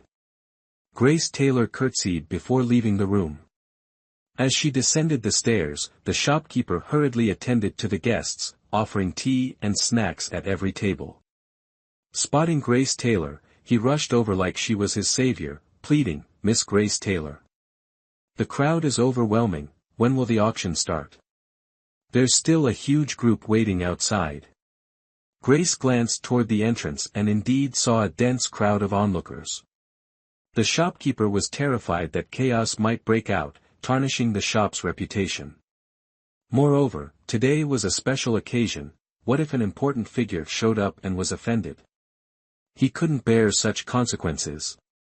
People respected the pure Grace Princess, not a mere shopkeeper like him. Don't worry, the princess has already sent guards from the royal residence. They're stationed behind the street, nothing will happen. Sensing the shopkeeper's anxiety, Grace Taylor reassured him with a few words before scanning the guests. Having accompanied Evelyn Carter to palace banquets and handled various tasks, she had come to recognize many individuals. With just a glance, she could identify everyone from the lowest 7th-rank clerks to the highest 3rd-rank ministers, all sipping tea and enjoying snacks while waiting for the event to begin. Move aside. Move aside. What's with all the pushing and shoving? A commotion erupted near the entrance. Grace Taylor quickly ran over, and sure enough, it was Sophia Reed. Chapter 10, Dare to make a move in Snow Amidst Spring, have you asked for my permission yet? Today, she wore a lake blue silk dress, her jewelry less ostentatious than at Carter Manor, yet her noble demeanor remained unmistakable. A few servants followed closely behind her. Sophia Reed. Grace Taylor slightly bowed in greeting. Sophia Reed responded with an arrogant hum, then glanced at the crowded guests and smirked, oh my, it really is an auction, isn't it? Everyone dares to show up. She was mocking the fact that most of those present were lowly individuals, minor officials of insignificant ranks. Even a few impoverished scholars with no reputation. In the corner, there were even two men who looked like butchers. How dare such people step into a refined place like this? In truth, Sophia Reed felt immensely proud. She secretly hoped the crowd would consist entirely of such destitute souls. That would make all her efforts to promote tea on Tuesday throughout the city worthwhile. She puffed out her chest, suppressing her glee, and coyly said, "There's no more space left. Am I supposed to just stand here?" Grace Taylor quickly stepped aside and replied, "Of course not. The princess had already arranged for private rooms on the second floor. Each room has a window overlooking the center stage, just waiting for you to take your seat." This will suffice," Sophia Reed said, lifting her dress as her maid deliberately raised the small box in her hands, strutting up the stairs with an air of superiority. Evelyn Carter stood with her arms crossed, observing everything through a small window. Thanks to Sophia Reed's influence, the gathering was indeed diverse, but the person Evelyn Carter was waiting for still hadn't appeared. She softly closed the window. At that moment, a commotion erupted downstairs. Suddenly, the sound of synchronized footsteps and the neighing of horses echoed from outside. Evelyn Carter squinted, looking down. The crowd gathered at the entrance was swiftly dispersed, and 2 rows of soldiers formed an orderly line. Slowly, a figure stepped inside. The atmosphere was imposing, with maids and servants forming a neat line. Her beauty was like a blossoming flower, dressed in splendid attire. She appeared around 17 or 18 years old, yet carried an icy demeanor, exuding an air of arrogance and aloofness. "Pay respects to Princess Yushio, long live the princess." Grace Taylor recognized her immediately. It was Princess Yushio, Diana Spencer, the daughter of the noble consort. Grace quickly bowed in respect.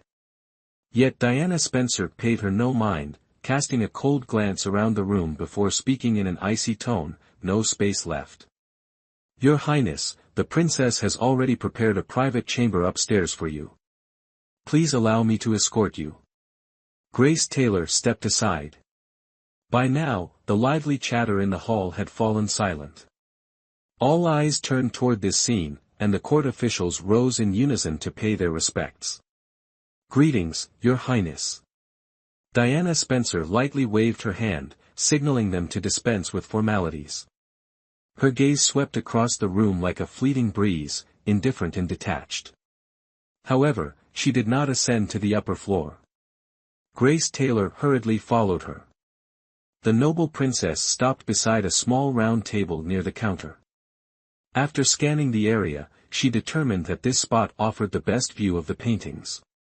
Diana Spencer cast a haughty glance at the table. Her maid, Bitch Nu, stepped forward and declared, "The princess has taken a liking to your seat. Kindly vacate it." A young man in white robes was seated at the small round table. Despite the overwhelming presence of the princess's entourage, he remained unperturbed. Looking up at Diana Spencer with a calm and curious expression, he smiled gently and said, "Today is the auction hosted by Princess T on Tuesday. All guests are equal here. I believe the rule of first come, first served should apply." "How dare you!" Big Two shouted in fury. Instantly, 4 guards wielding swords drew their blades. The cold gleam of steel reflected off the young man's face, and the hall fell into an oppressive silence. Several officials quickly covered their faces and turned away, clearly unwilling to get involved in the unfolding conflict. Grace Taylor exclaimed in horror, "Princess, please be cautious." Diana Spencer slightly raised her chin, looking down arrogantly at those below, her voice icy cold, "How dare you lecture me about proper conduct?" The onlookers above furrowed their brows. Why did they even bring this one here? Evelyn Carter, in truth, didn't have a deep impression of this younger cousin, who was 3 years her junior. She only remembered that in her past life, Diana Spencer had been married off to Nanyang at the age of 18 and passed away the following year due to illness. At that time, the emperor had even used this as an excuse to wage war against Nanyang. Thus, in her previous life, Evelyn Carter hadn't interacted much with her. She hadn't expected Diana to also be someone who enjoyed stirring up trouble. Could it be? The man in white robes chuckled softly, a hint of mockery flashing in his eyes. Could it be that the princess herself doesn't know proper conduct? You dare! Bigtu roared angrily, and several guards immediately drew their swords, aiming them at the man's neck. Blades gleamed, and in an instant, with a sharp whoosh, a whip cracked through the air. Diana Spencer swiftly dodged aside. Ah! Bigtu let out a pained scream as a bloody gash appeared on his face. Diana Spencer's gaze turned icy as she slowly turned around. At the foot of the steps, Evelyn Carter swung her hand, and the whip in her grasp knocked away two swords, pulling them back from the man's neck in the nick of time. Diana Spencer's eyes were cold, her voice devoid of any discernible emotion.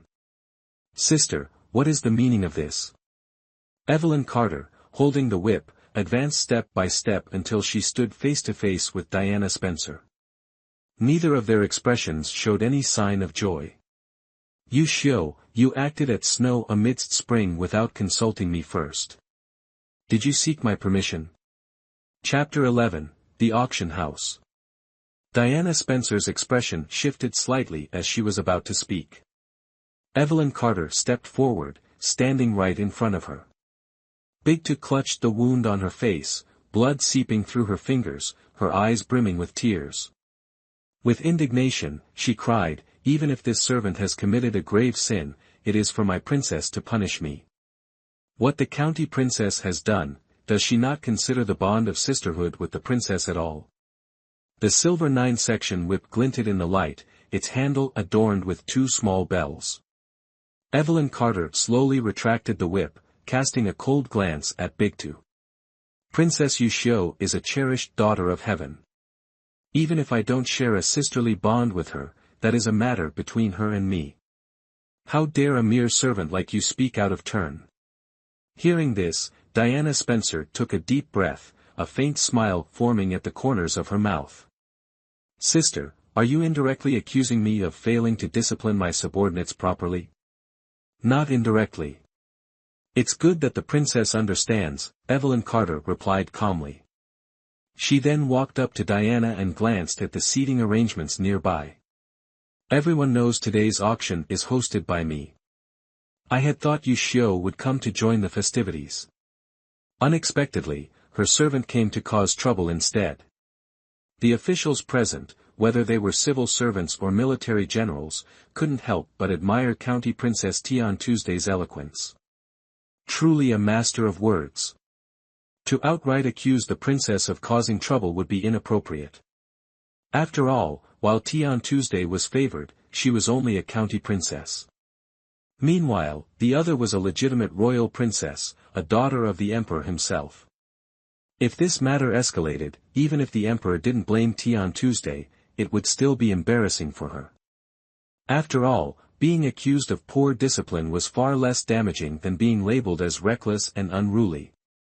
Realizing this, the officials lowered their gazes even further, pretending not to notice the commotion. Some even started speaking loudly to one another, and soon, the banquet regained its lively atmosphere. Diana Spencer nodded, her expression heavy. Sister is right. As soon as she finished speaking, she delivered a slap across Bigtu's face, sending her sprawling to the ground. Princess, please calm your anger. Evelyn Carter stood coldly, watching. Diana Spencer spoke again, this servant, first give her a slap to appease my elder sister's anger. As for the rest, I'll handle it when I return. So, about the seating arrangement, what does elder sister plan to say now? Diana Spencer flicked her sleeve, brushing past the edge of the table, shattering a wine cup in the process. Evelyn Carter glanced at the person seated nearby. Still wearing that creamy white long robe, his hair tied in a high ponytail, with sharp brows and bright eyes, handsome yet enigmatic. It was him again. Ethan Blake. Ethan Blake, sensing her gaze, looked up and smiled, greeting her, "Princess." Evelyn Carter ignored him, stepping in front of him instead. She addressed Diana Spencer, "This seat cannot be given up. He is my esteemed guest. There are private rooms upstairs with an even better view. I hope younger sister Yushio can be understanding." Diana Spencer shifted her gaze between Evelyn Carter and the man she was shielding. That man was still smiling at her. She slowly nodded, pointing at Evelyn Carter as she softly remarked, "Elder sister, you're truly impressive." She emphasized the words, "elder sister," as if trying to swallow them whole. Diana Spencer turned to leave. Her guards and Big Two stood frozen in place. She snapped at them, "Why are you all standing there like idiots? Useless fools." With that, Big Two and the guards escorted Diana Spencer out of snow amidst spring. Only then did the suffocating tension dissipate, and the atmosphere of the banquet became more relaxed and pleasant. Evelyn Carter finally turned to ask Ethan Blake, "Why are you here?" Ethan Blake pressed his lips together, lowering his gaze to meet hers, smiling a bit sheepishly. "I heard today would be lively, with the dual marvels of Song Woohang performing. So, I came to join the fun." Evelyn Carter nodded and smiled. "Whoever offers the highest price wins. How much gold and silver have you prepared, Mr. Blake?" Ethan Blake shook his head. "I'm dirt poor. I couldn't possibly afford the princess's treasured calligraphy and paintings. Snow amidst spring's mung bean cakes are not cheap. You buy them frequently, so you can't possibly be dirt poor." Evelyn Carter, nearly half a head shorter than him, had to slightly tilt her head up to look at him. This seemed to make Ethan Blake a bit uneasy. He deliberately stepped closer, lowering his head so his eyes could meet Evelyn's at a more even level. A faint scent of mint wafted into Evelyn's nose. She hadn't expected him to suddenly move so close. Her eyes flickered slightly. Ethan said, "Mung bean cakes can fill the stomach, but those paintings and calligraphy pieces are no different from firewood to me. That's why I'm dirt poor." Evelyn chuckled, her laughter breaking into the air. "If they're no different from logs to you, what's so interesting about coming here today?" Ethan's expression shifted briefly but quickly returned to normal. "I'm just, casually looking around." Evelyn pursed her lips into a faint smile, too uninterested to argue with him. She took a few steps back and said softly, "I have other matters to attend to. If you want to watch the commotion, feel free." "Understood." Ethan bent slightly, clasping his hands together in a gesture of respect as he bid Evelyn farewell. But before Evelyn had taken more than 2 steps, he suddenly called out to her. "Princess." Evelyn stopped in her tracks and turned to look at him. Ethan's voice softened as he said, "I must apologize for troubling you earlier." Evelyn burst into laughter, her radiant smile lighting up her face. Ethan watched as she teased him, "If you know you're being troublesome, then behave yourself the next time you come to my snow amidst spring." "Yes," Ethan replied softly, lowering his head. Evelyn, however, remained standing on the staircase for a long moment. It wasn't until the shopkeeper approached her and asked, "Princess, the seats are all filled. Shall we begin?" that she finally moved. Evelyn squinted slightly, her gaze eventually spotting a familiar figure tucked away in a shadowy corner near a pillar. Leaning slightly toward the shopkeeper, she whispered a few words. The shopkeeper nodded repeatedly in acknowledgement. "Bring out the paintings. Let's begin."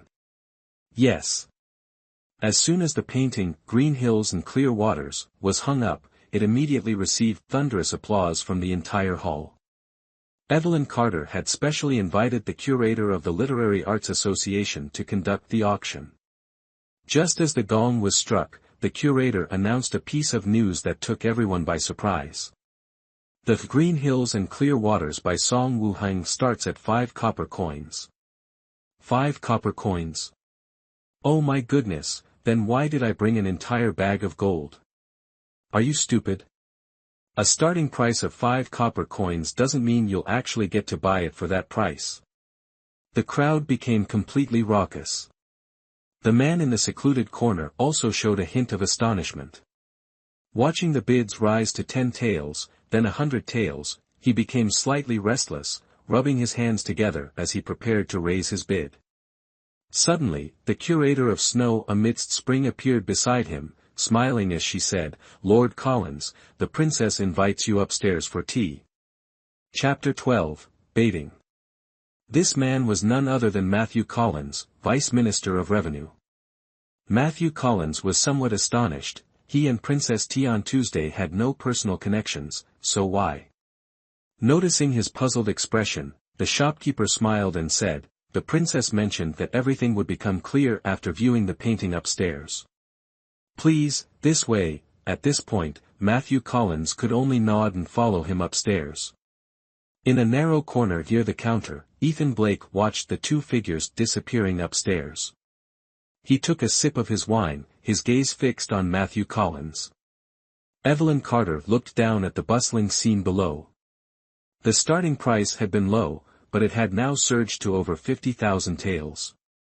Her slender fingers lightly traced the carvings on the window frame as she softly spoke, "It's already 50,000 taels.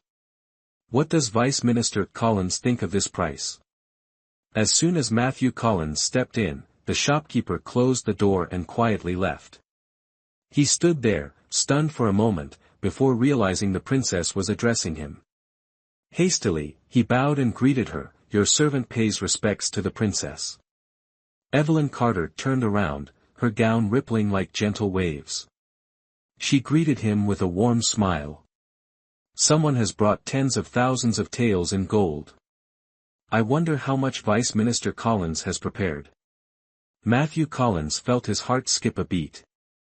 Forcing a nervous smile, he replied, "The princess must be joking.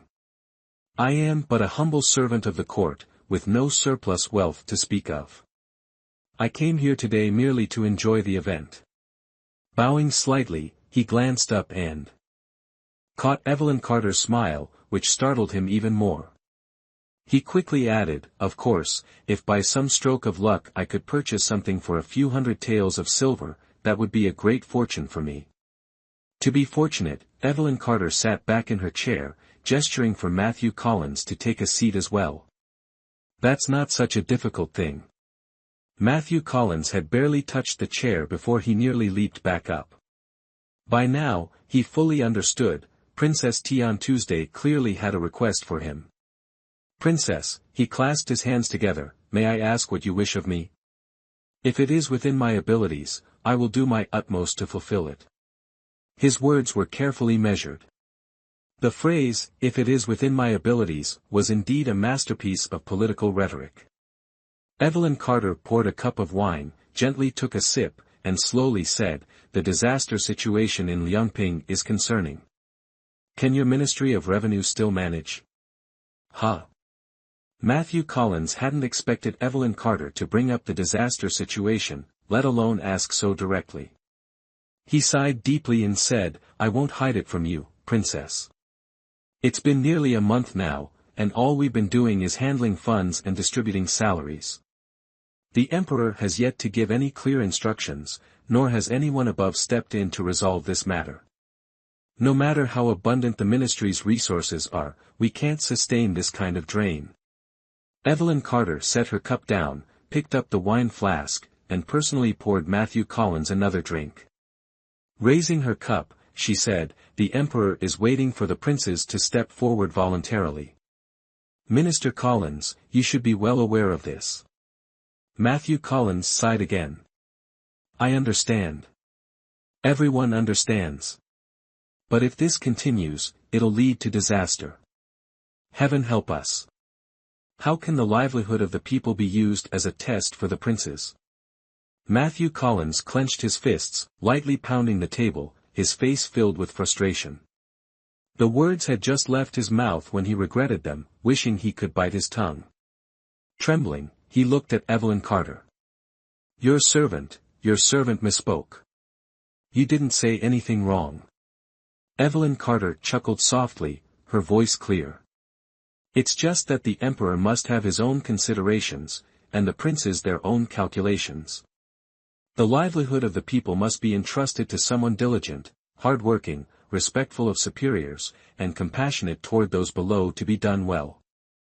Before Matthew Collins could speak, Evelyn Carter continued, if you choose someone who is lazy and afraid of hardship, not only will they fail to accomplish anything, but they will also waste the Ministry of Revenue's funds and the Ministry of Works manpower. The disaster situation will remain unresolved, and that pampered individual will end up battered and bruised. Wouldn't that make things even worse?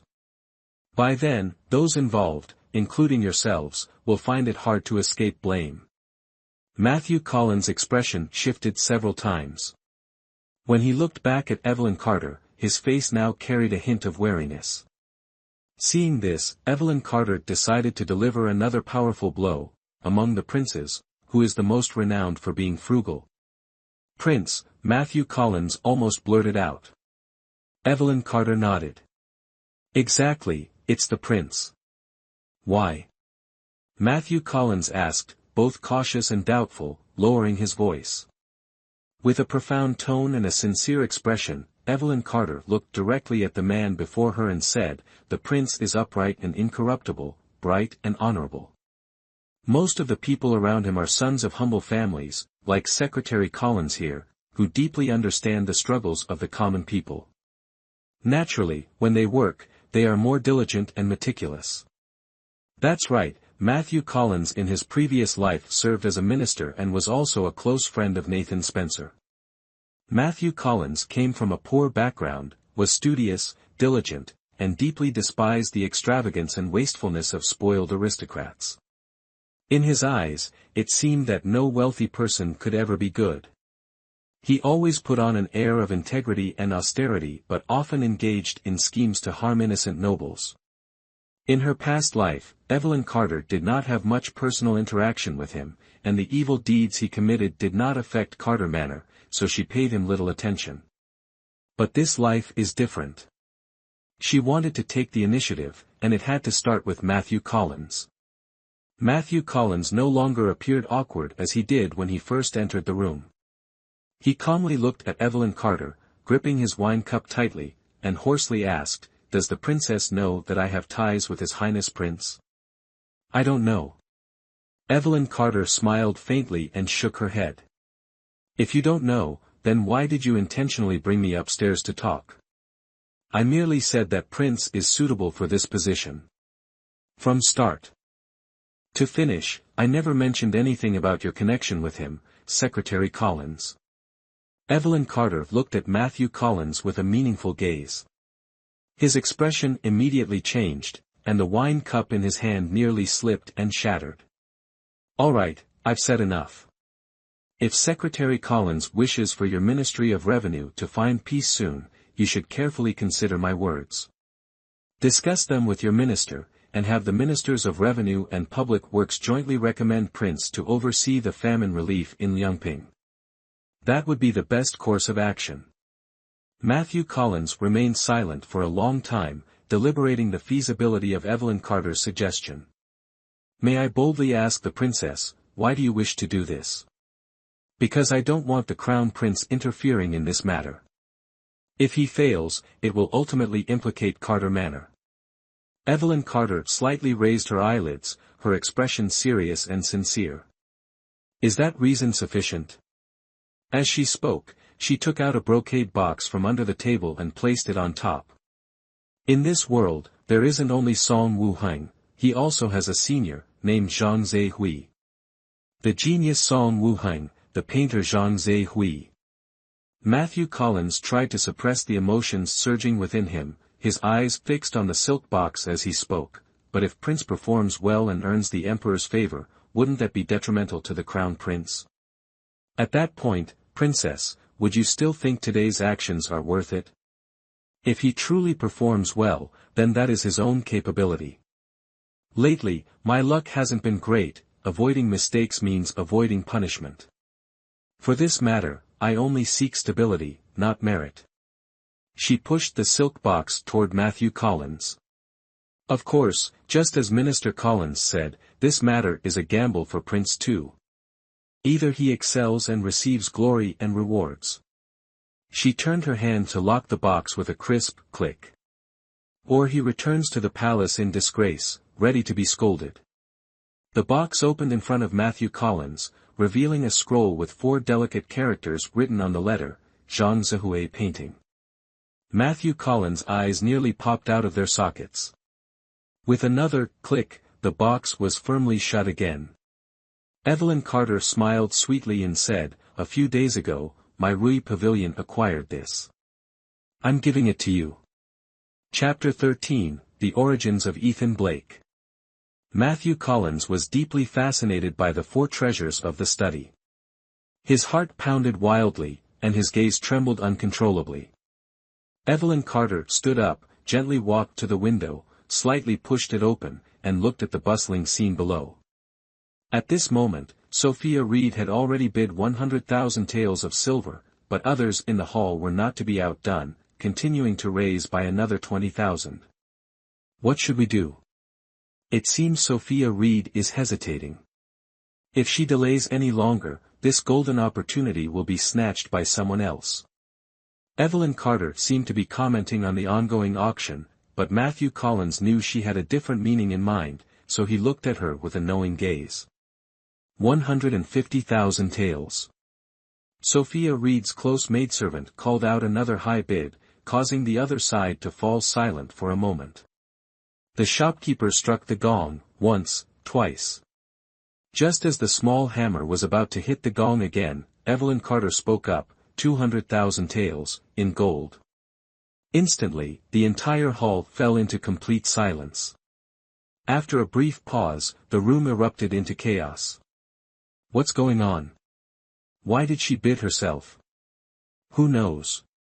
Isn't she just playing with everyone at this point? And in gold, no less. Impossible to compete. Can't match that, can't match that. The crowd, which had been lively moments ago, now fell silent and subdued. Sophia Reed yanked her maidservant aside, stood by the window, gritted her teeth, and glared fiercely at Evelyn Carter, shouting loudly, 30,000 taels of gold. Evelyn Carter raised her eyebrows slightly, smiled faintly, and then slammed the window shut. With a resounding thud, it was the decisive sound of the gavel. Sophia Reed had just purchased the landscape painting for an astronomical price of 30,000 taels of gold. I made a big deal today, so I'm in a great mood. Minister Collins, please don't refuse anymore. As she passed by Matthew Collins, Evelyn Carter deliberately glanced at the brocade box before calmly heading toward the door. Matthew Collins took a deep breath, carefully lifted the brocade box, and hurriedly followed, repeatedly saying, "Thank you, Princess." The landscape painting was carefully stored, placed inside the brocade box, and further wrapped in a golden silk pouch. The shopkeeper personally brought it forward. Sophia Reed, both furious and anxious, could only watch. Provoked by Evelyn Carter, she had shouted out such an exorbitant price. "My lady, here is your painting. Please take good care of it." When Evelyn Carter entered the room, Sophia Reed slammed the table angrily, her entire body trembling. "Tianchu, you set me up, didn't you?" Evelyn Carter chuckled. "How could I have set you up? Wasn't it you who shouted the price? If you don't have enough money today, you can always pay the rest another day," Evelyn Carter said with a wave of her hand. Lily Taylor stepped forward, standing in front of the maidservant, making her meaning clear, "Hand over the money now." Sophia Reed clutched the painting tightly, her face alternating between red and white. "I only have 10,000 taels of gold here. I'll send the remainder tomorrow."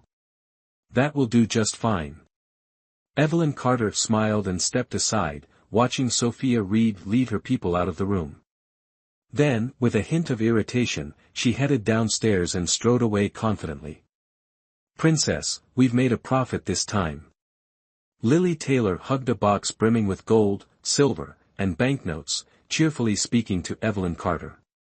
However, Evelyn only cast a fleeting glance at the money box and calmly replied, "At this moment, it's too soon to call it a profit." Evelyn nodded, and the group descended the stairs together. As they passed by a seat near the counter, Evelyn intentionally glanced over but saw no one. Looking ahead, she noticed Ethan Blake standing by the counter, receiving a box of pastries carefully wrapped by the attendant.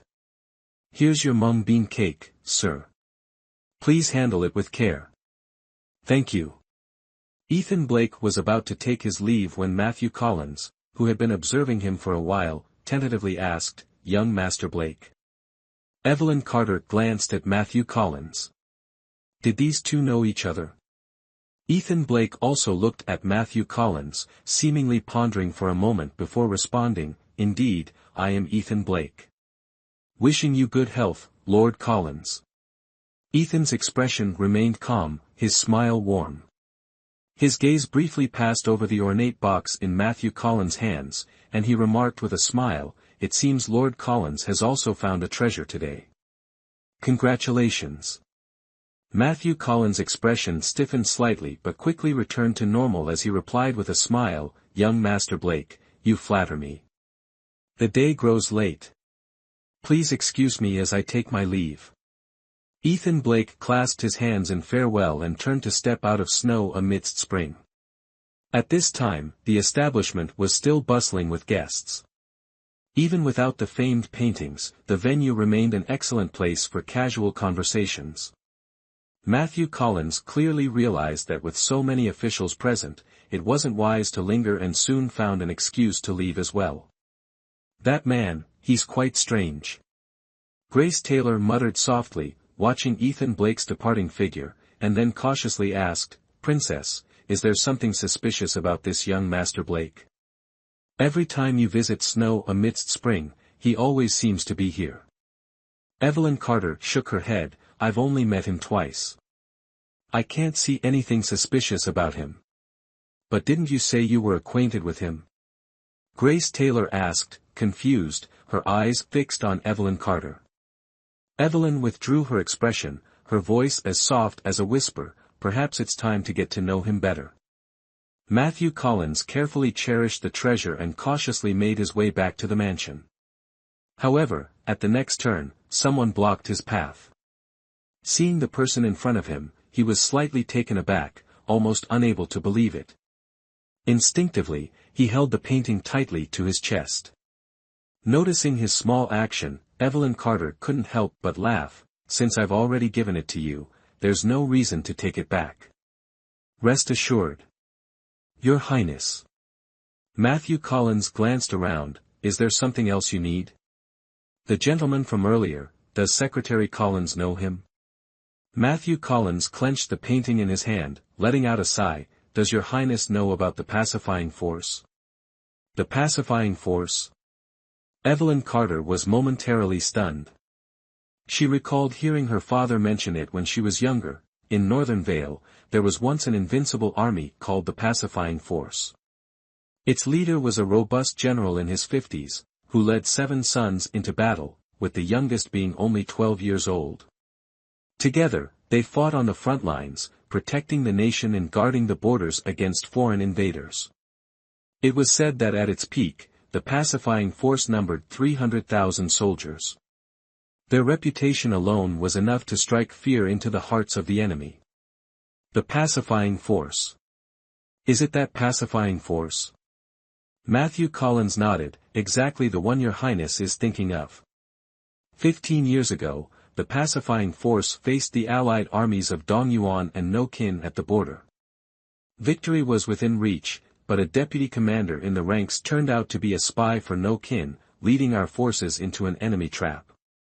General Blake and 3 of his sons perished in battle." Evelyn Carter's eyes widened, her heart tightening suddenly. "Speaking of which, it's truly fate. The battlefield on the left hasn't even been cleared yet, and now the rear is under siege. The 4 remaining sons of General Blake, along with his deputy, have all, Hayes. So, Ethan Blake is." Matthew Collins nodded, "That's right. Young Master Blake is the eldest grandson of General Blake. His father was the third son of the general. Unfortunately, the Blake family, loyal and devoted as they were, in the end, only young Master Blake survived. When the tragedy happened, he must have been around 2 years old. Truly pitiful. Evelyn Carter nodded thoughtfully. I see. The court granted Lady Blake a plaque inscribed with, "A loyal family," and sends compensation funds annually. 2 years ago, when I joined the Ministry of Revenue, this task was assigned to me. After many interactions, I've come to know young Master Blake fairly well. After explaining, Matthew Collins couldn't help but ask, "How does the princess know him?" Hearing this, Evelyn Carter glanced at him, making him immediately fall silent. Forgive my indiscretion. It's nothing much. He often buys pastries during the spring season, so I took notice. My nature is cautious, as you know. Evelyn Carter casually explained, then waved her hand. Thank you for your efforts, Vice Minister Collins. You may leave now. Farewell.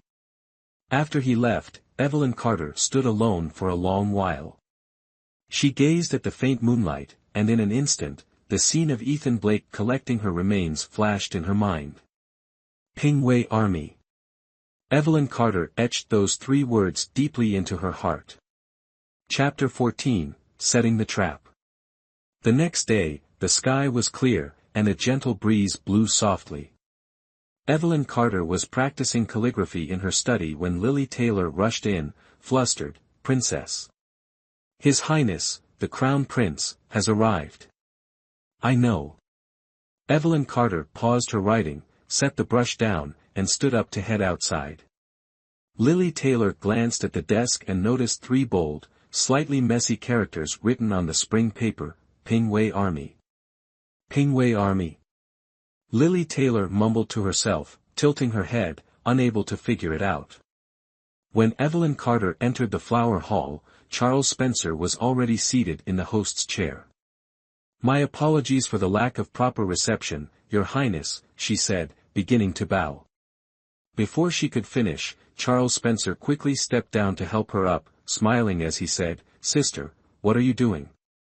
This isn't the palace, there's no need to fuss over these formalities. Etiquette must not be neglected." Evelyn Carter straightened herself and took a seat. Her eyes immediately fell on a finely crafted box adorned with gold and jewels placed on the table. Noticing her gaze, Charles Spencer smiled and said, "I heard all about last night. Sophia acted out of line and made a fool of herself. As soon as court adjourned, I hurried over to apologize to you." As he spoke, Charles Spencer returned to his seat and gave a subtle signal to the eunuch attending him. The eunuch, Oliver Gray, was young with a refined appearance. "Princess, please count it yourself." Oliver Gray carried the box over and opened it, revealing stacks of gold notes inside. Evelyn Carter's lips parted slightly, her gaze lowering as she remained silent. Oliver Gray continued, "Times have been tight everywhere lately, and even the Eastern Palace hasn't had much to spare. To gather this 20,000 taels of gold for you, His Highness went through quite some trouble." "Silence. You insolent servant. How dare you speak out of turn?" Charles Spencer slammed the table hard, immediately shouting angrily at Oliver Gray, "Although my sister and I are siblings, this painting is still a transaction. If it was auctioned, the full payment must be made." Hearing this, Evelyn Carter chuckled faintly in her heart and closed the lid of the box with a wave of her hand. "Thank you, Crown Prince." She accepted the silk box, holding it in her hands. "No need to count it, I trust the Crown Prince wouldn't deceive me." Charles Spencer's expression shifted several times, his smile almost forced. He quickly changed the subject. Today in court, the third prince suddenly requested permission to go to Liangping for disaster relief. What does my sister think? Evelyn Carter raised an eyebrow slightly, thinking to herself how swiftly Matthew Collins had acted. If the prince is willing to shoulder responsibilities on behalf of the emperor, isn't that a good thing? What concerns the crown prince about this? Evelyn Carter glanced at Charles Spencer, holding a cold teacup, her smile faint. If it's such a good thing. Charles Spencer couldn't hold back, standing up with a loud thud. Then why did you tell me not to compete that day? Clearly, the royal uncle had already told me to request permission. He was now blaming Evelyn Carter.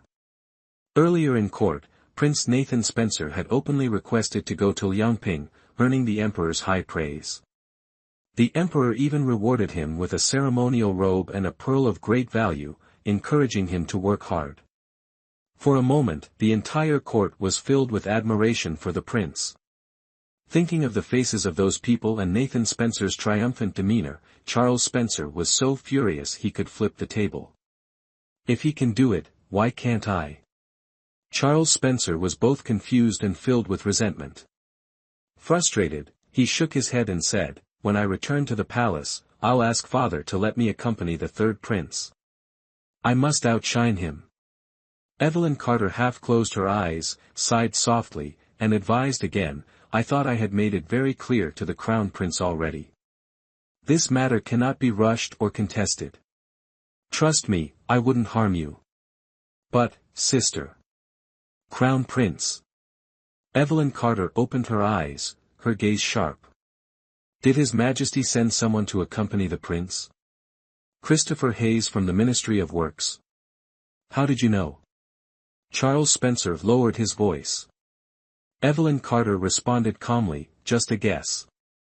Christopher Hayes was the top scholar 2 years ago, skilled in waterworks and bridge construction. He was recently promoted to Deputy Minister of Works. Who would be more suitable to take the lead than him? In that case, are we just going to let him be?" Evelyn Carter stood up and bowed to Charles Spencer. "Your Highness, do you trust me?" Charles Spencer was momentarily startled but nodded after a pause. "Of course, I trust you. If you trust me, from this moment on, you must not concern yourself with this matter anymore. I promised father that while he is away from the capital, I would prioritize your interests above all else." Charles Spencer narrowed his eyes, exhaled deeply, and slowly stood up. He walked past Evelyn Carter, his gaze briefly falling on the ornate box on the table. "In that case, I will not linger any longer. Make sure to store the gold and silver carefully." Evelyn Carter blinked slowly, concealing the darkness in her eyes. "Farewell. Safe travels, Your Highness." Evelyn Carter turned to bow toward Charles Spencer's departing figure. As she straightened, her eyes were filled with disappointment. Meanwhile, as soon as Charles Spencer stepped out of Carter Manor, his face turned stormy. He yanked the curtain of the carriage with force, and the moment he entered, he began shouting angrily. "This is outrageous. Absolutely infuriating." Oliver Gray walked alongside, not daring to speak, merely gesturing for the carriage driver and the servants to return to the palace. "Who does she think she is? Ha! Who does she think she is? I sent her gold, and she dared to accept it. Is there any logic in this world like that?" Charles Spencer fumed with anger. "Oliver Gray. Tell me, do you think she forbade me from providing relief because she's paving the way for the third prince? Could it be that she's already colluding with him?"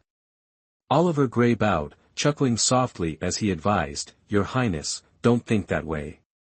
That's impossible. Not to mention Princess Tianchu, even Prince Tuong then wouldn't bother to pay attention to the third prince." His tone was full of mockery and disdain. After all, the third prince had a lowly origin, his mother was merely a humble palace maid.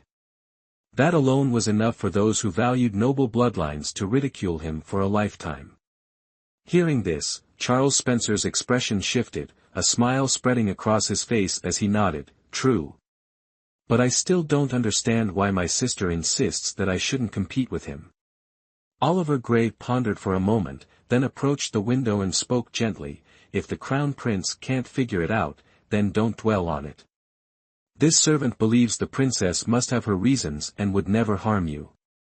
After all, you two have been the closest since childhood, haven't you?" "That's true. Charles Spencer's expression turned somewhat strange. But I don't understand why, recently, I've had the feeling that my sister has changed. In the past, she wouldn't have accepted gold from me. Chapter 15, Visiting the Princess. Oliver Gray did not dare to respond. After all, as a servant, it was not his place to judge the relationships, whether good or bad, or the changes of his master. He remained silent, causing Charles Spencer to glance at him irritably and complain. Sophia personally went to plead, yet she refused and even put on such a grand display. That's 30,000 gold taels. Oliver Gray thought for a moment before replying. After all, it was an auction. That price was called out by Liang Di herself. Ugh. Whose side are you on, anyway? Who do you belong to? Who is your master? This servant belongs to your highness, of course. You. Humph.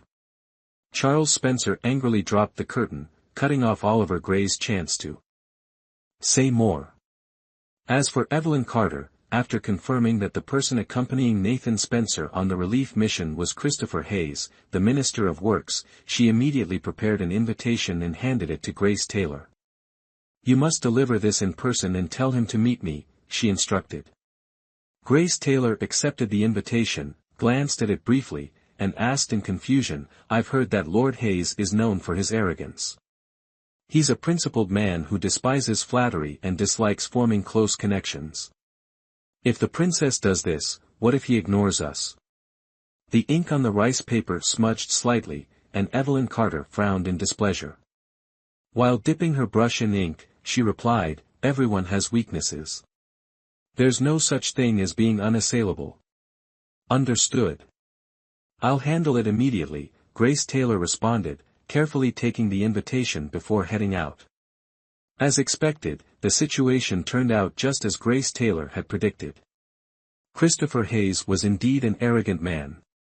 He had been a third-place scholar in the imperial examinations and truly possessed some genuine talent. Years ago, his dissertation on irrigation during the palace examinations had earned endless praise from the emperor. In just 3 years, he had risen from a sixth-rank clerk to the position of Minister of Works. Hearing that someone from Carter Manor had arrived, he went to greet them. However, upon seeing it was merely a young maid, his expression changed several times. Is it the princess who wishes to see me? Christopher Hayes sat on a flower-carved wooden chair, his fingers lightly brushing over the invitation card, not even sparing Grace Taylor a glance. Grace Taylor bowed, neither arrogant nor servile, and said, yes, the princess invites Lord Hayes to visit the manor. Ha! Christopher Hayes let out a cold laugh, casually placing the invitation back on the table. As his wide sleeve swept past, the invitation fell to the ground. Grace Taylor's eyes widened in anger. Everyone knows Princess Evelyn is arrogant, but such behavior won't work with me. I serve His Majesty, a high-ranking official of the court. No matter how noble the princess's status may be, it is only because of Duke Carter's favor.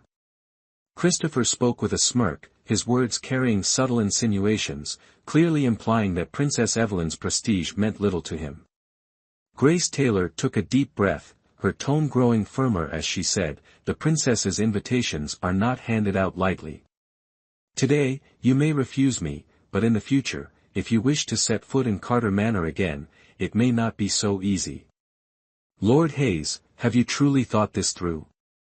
Grace Taylor clasped her hands together, her voice steady as she continued, Minister Liu of the Ministry of Works, who once received the princess's grace, has always been eager to repay her kindness. The princess regards him as a man of propriety. Christopher was startled. He and Liu Shi, the left and right vice ministers of the Ministry of Works, were not only colleagues but also rivals.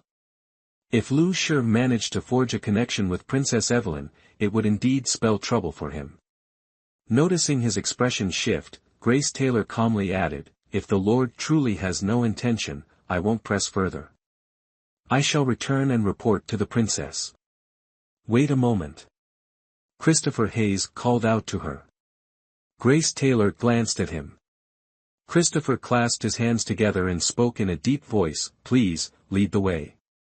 Grace Taylor smirked faintly. "Leading the way is not difficult.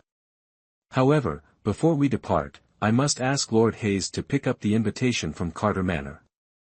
As soon as she finished speaking, Christopher's face darkened, his lips trembling. But Grace Taylor had no interest in watching his changing expressions any longer. She turned and walked away. Thus, Evelyn Carter waited in the manor until evening before Christopher Hayes finally arrived. Why does the princess even bother with him? At first, he acted all high and mighty, but the moment I mentioned your favor to Minister Liu, his demeanor shifted immediately. Pretending to be above it all, yet he can't stand the thought of his colleague currying favor with the royal family. Grace Taylor grumbled in dissatisfaction as she massaged Evelyn Carter's legs. Evelyn Carter reclined lazily on a chaise longue, her eyes half open as she gazed at the night outside the window. "He's here." "Yes, he's waiting in the flower hall." "Will the princess see him now?" Evelyn Carter shook her head. "I'm a bit tired, I'll rest for a while. Instruct the servants to serve fine tea and good refreshments to entertain, do not keep Lord Hayes waiting." After saying this, she closed her eyes and leaned against the soft pillow to rest. Chapter 16, To Help You Rise in Rank. In front of Christopher Hayes, 4 or 5 breakfast dishes were laid out, and the faint fragrance of Bai Luo Chun tea lingered around his nose. However, it was clear he had no mood to enjoy the delicacies. His hands fidgeted restlessly, rubbing against each other, looking somewhat uneasy. After all, he had already been waiting for half an hour, yet the princess still hadn't appeared. A maid stepped forward to pour tea, and Christopher Hayes couldn't help but ask, "Sister, may I ask if the princess is busy? How much longer must I wait?" The maid looked at Christopher Hayes as if he were a strange creature, then responded with a sweet smile, "When paying respects to the princess, one usually doesn't have to wait. Perhaps the Lord has done something improper, upsetting Her Highness." Christopher Hayes fell silent, finally realizing the situation. When the maid named Grace Taylor had delivered the invitation, he had made her wait for quite some time. It seemed that Princess Evelyn Carter was now returning the favor. How petty. Christopher Hayes felt a mix of frustration and regret for making this trip. His emotions were tangled, complicated, and hard to describe. Just as his expression shifted between green and pale, Evelyn Carter strolled in leisurely. "The sun has been scorching lately, it's easy for one to feel fatigued. Secretary Hayes, you've waited quite a while." Evelyn Carter wore a light yellow gown, her long hair partially loose. Gone was the arrogance and ostentation from her elaborate daytime attire. Instead, she exuded an air of elegance and calm. Christopher Hayes's gaze followed the hem of her dress upward, and the moment his eyes met Evelyn Carter's, he seemed entranced, staring blankly. "Why is Secretary Hayes staring at me like that?" Evelyn Carter opened the lid of her teacup and lightly tapped its rim. "Forgive my rudeness, Your Highness," he stammered. Christopher Hayes hurriedly stood up, clasping his hands in a respectful gesture. Your humble servant has never had the chance to see the princess up close like this before. The princess is truly a peerless beauty. Forgive my rudeness." "How impudent." Grace Taylor immediately scolded, but Evelyn Carter raised her hand, signaling her to remain silent. Evelyn then turned to Christopher Hayes and said, "An honest person does not beat around the bush. Since Minister Hayes has come to my Carter Manor, you must have some idea why I invited you here." Christopher Hayes's expression stiffened slightly. He took a deep breath and voiced the speculation in his heart. "Is it about the disaster relief efforts in Liangping?" Evelyn Carter nodded. Christopher Hayes clenched his fists and cautiously asked, "This time, the one overseeing the efforts is the prince. May I ask what advice the princess has?" "Advice would be too strong a word. I simply hope that Minister Hayes can detail the progress of the project carefully. Better safe than sorry." Christopher Hayes could hardly believe it. Evelyn Carter's meaning was clear, She wanted him to delay the construction progress. Princess. He stood up, I haven't even been to the site or conducted any surveys. How can you expect me to delay the progress already? Precisely, Evelyn Carter replied curtly. Christopher Hayes shook his head, his face full of confusion. Absurd, utterly absurd.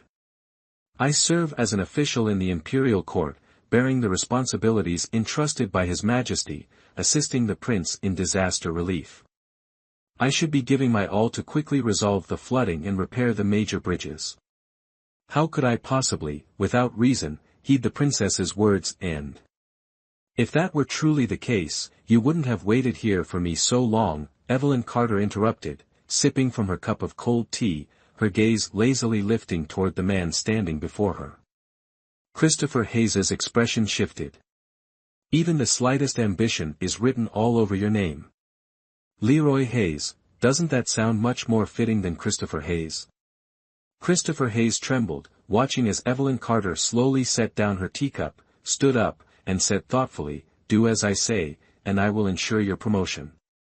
He stared in disbelief at the woman before him. Before becoming an official, his name was Leroy Hayes. To ensure a smooth career path, he changed his name to Christopher. However, during the major examination 2 years ago, he only achieved the position of Manhwa, 3rd place. How did Evelyn Carter know about this? The suspicion was evident on his face, but Evelyn Carter naturally wouldn't reveal that this was something she had known from her past life. She merely said, "Why? Want to give it a try?" Christopher Hayes hesitated for a long time, his expression shifting continuously, before finally lowering his voice and saying, "Does the princess know how much additional cost is incurred for every day the construction is delayed? I'm willing to exert my efforts for the princess, but the Ministry of Revenue will certainly not agree." "You don't need to worry about that. I have my own plans," Evelyn Carter reassured him. Christopher Hayes lowered his head, deliberating for a moment, and finally nodded with difficulty. "I agree. Just, if anything happens, I hope the princess will certainly assist me." He bowed, and Evelyn Carter smiled gently. "Assistant Minister Hayes, rest assured. It's getting late, I must take my leave now." Christopher Hayes bent slightly, stepping back a few paces. Just as he reached the door and was about to turn, Evelyn Carter's voice rang out again. "Assistant Minister Hayes. Does the princess have any further instructions?" Christopher Hayes turned back. Evelyn Carter smiled. "Changing your name doesn't change your fate. While the scenery may seem deep and profound, it is elegant and beautiful. In my opinion, it holds more meaning than the worldly name Christopher." Christopher Hayes was stunned. "Assistant Minister Hayes, when you receive your next promotion, change your name back, will you?" Christopher Hayes felt slightly dizzy and asked, "Does the princess think Leroy Hayes is better?" Evelyn Carter nodded. "Indeed. Chapter 17, Taming the Horse. I understand." Christopher Hayes bowed and then took his leave. Grace Taylor brought over some cool tea and gently said, "My lady, you should rest." Evelyn Carter took a sip of water, gazing into the endless night, feeling much calmer inside. The next day, the Imperial Disaster Relief Team, led by Prince Nathan Spencer, along with Christopher Hayes, the Deputy Minister of Public Works, and several attendants, departed from the capital. It was indeed a beautiful day. Evelyn Carter reclined on a cool chair, leisurely fanning herself. The wooden fan made of golden silkwood created a soft breeze, neither too strong nor too cold, making it very comfortable. She had planned to take advantage of the fine weather. After dinner, before it got completely dark, she intended to take Edward Carter to the horse grounds behind the hill.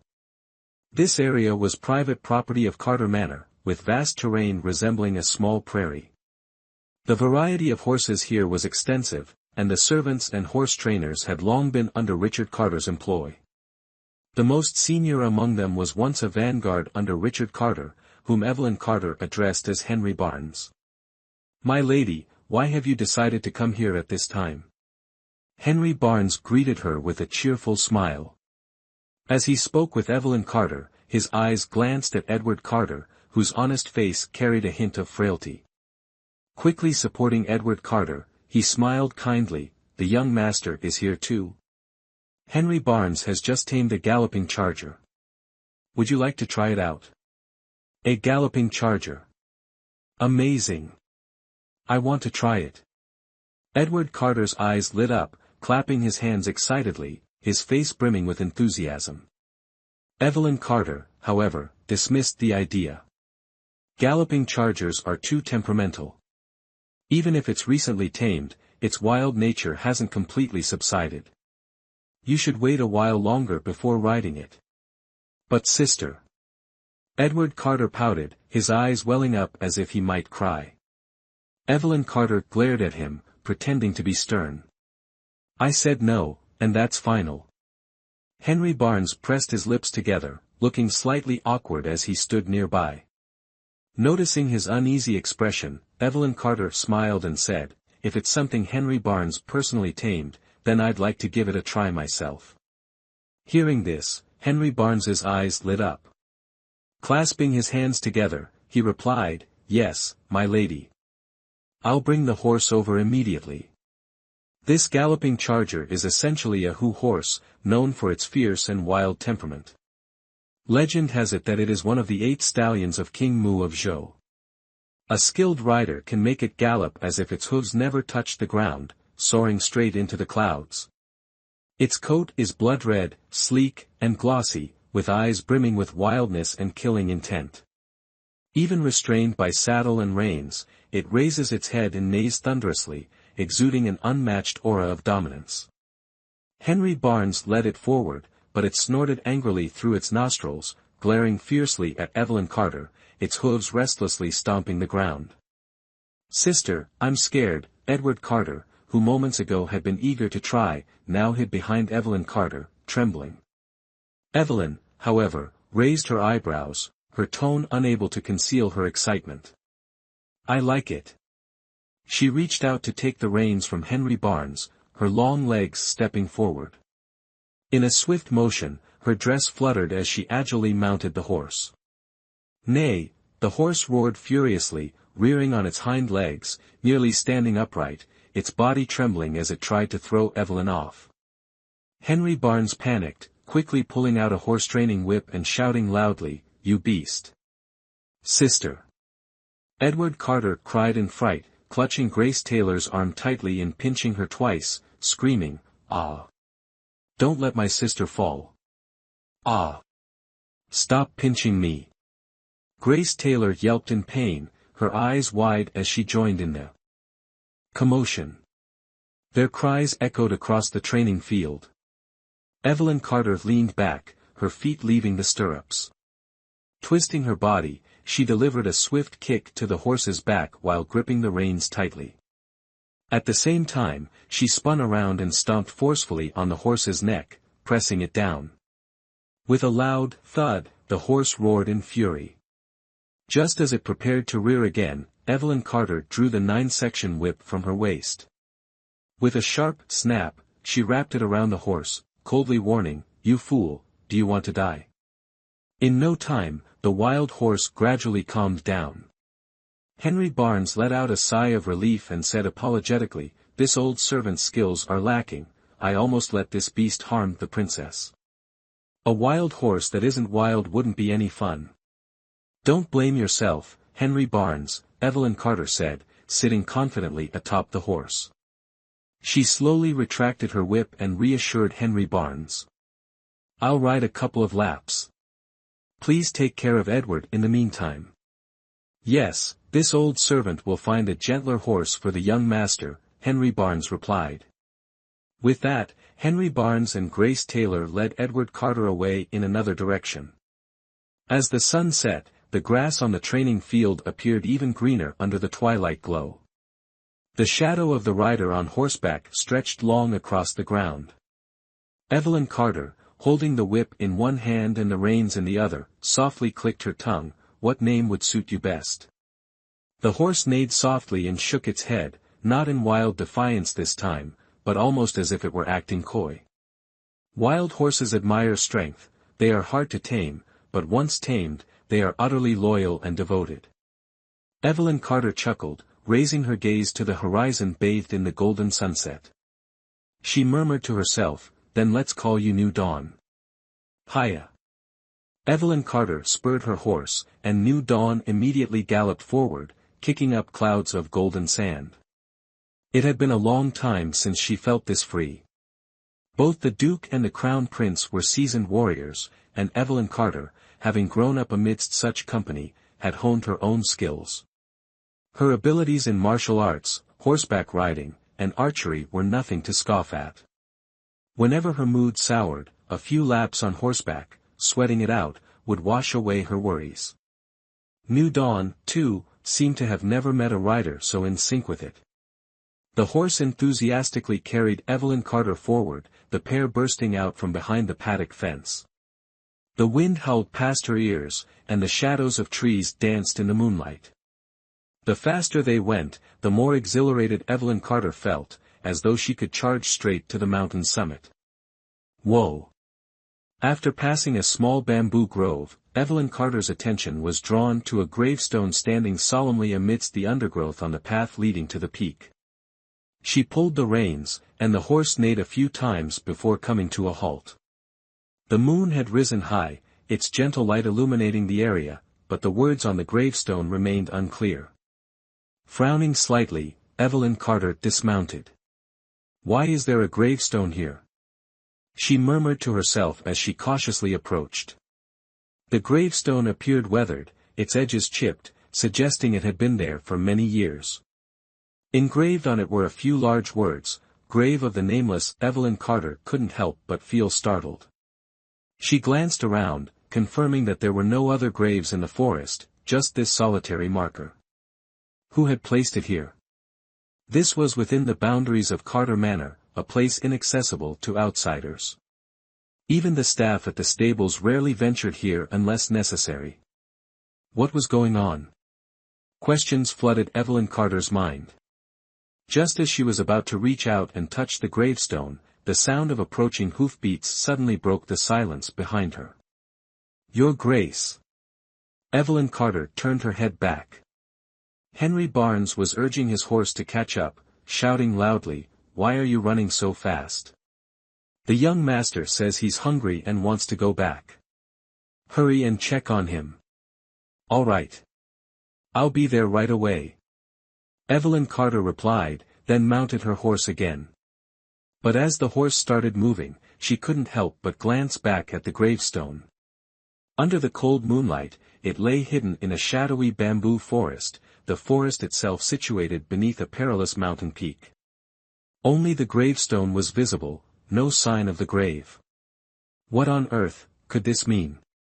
Chapter 18, She's the One Behind It. Even while galloping back home, Evelyn Carter couldn't stop thinking about the gravestone. But soon, her curiosity was interrupted by the loud wails of Edward Carter. The adorable little boy was throwing a tantrum at the small farm, crying and mumbling about how his sister didn't care for him anymore. He complained that he was starving to death while she had the leisure to go horseback riding. Worse yet, she had broken her promise to take him along and went by herself. His words left Evelyn Carter both amused and exasperated. "If you don't truly want to take me out to play, then don't force yourself. From now on, I absolutely won't bother you anymore," Edward Carter declared dramatically before burying his face in Lily Taylor's lap, putting on a theatrical display of tears. Evelyn Carter, knowing he was acting, burst into laughter and said, "What kind of scripts have you been reading all day? You're acting like a melodramatic girl." Edward Carter looked up and stuck out his tongue at her mischievously. "All right, young master, could you stop clinging to me? It's too hot for this." "Fine, even Grace Taylor dislikes me now." Edward Carter pouted and shot a sulky glare at Grace Taylor. "Come on now, aren't you hungry? Let me take you for some snacks." "That'll do, I suppose." As soon as he heard there'd be snacks, Edward Carter's face lit up with joy, his smile as radiant as a blooming flower. By the time they arrived at Snow Amidst Spring, it was already past the hour of the dog, yet the establishment was still bustling with patrons. Even the shopkeeper was busy. Evelyn Carter didn't request any special service. Instead, she led Edward Carter and Grace Taylor to a private room upstairs. A waiter standing by the door greeted them warmly upon seeing Evelyn Carter. "Princess, young master, you've come so late. Feeling a bit hungry? 2 portions of snacks, some side dishes, and a jar of plum wine, please." "Of course, right away." Edward Carter grabbed a fruit from the table, casually took a bite, and chuckled, "No matter how many times I come here, I still like this place so much." "Really?" Evelyn Carter glanced at him skeptically, her tone laced with indulgence. "Weren't you the one who said the goods I sell are outrageously expensive, almost extortionate, and a bit inhumane?" Edward Carter shook his head and earnestly replied to his sister, "That's not contradictory. I don't think the high price of Snow Amidst Spring and my liking for it conflict with each other." "You." Evelyn Carter couldn't help but laugh at his reasoning, letting him wander around the room, touching things here and there. At times, Evelyn Carter admired Edward Carter. He had the mindset of a young child, and while others called him foolish, he considered himself simple and carefree. If he was happy, he laughed; if he was upset, he cried. He didn't bother with others' opinions or worry about their judgment. No wonder people say fools have their own kind of happiness. He lived in his own world, with his own understanding, so clean and pure. Perhaps that wasn't a bad thing. Evelyn Carter looked at Edward Carter with gentle eyes when suddenly, a commotion echoed from the hallway. A loud thud sounded as if something heavy had been knocked over, but it quickly subsided. Evelyn Carter frowned, and Grace Taylor immediately offered, "Princess, let me go check." "All right," Evelyn Carter nodded. Just as Grace Taylor opened the door, Edward Carter turned his head and let out a curious "oh." At that moment, someone burst into the room from outside, carrying a faint but peculiar scent.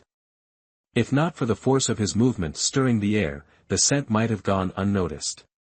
"Ah!" Grace Taylor let out a startled cry, her eyes widening. "You! Why is it you again?" The man seemed injured, struggling even to stand.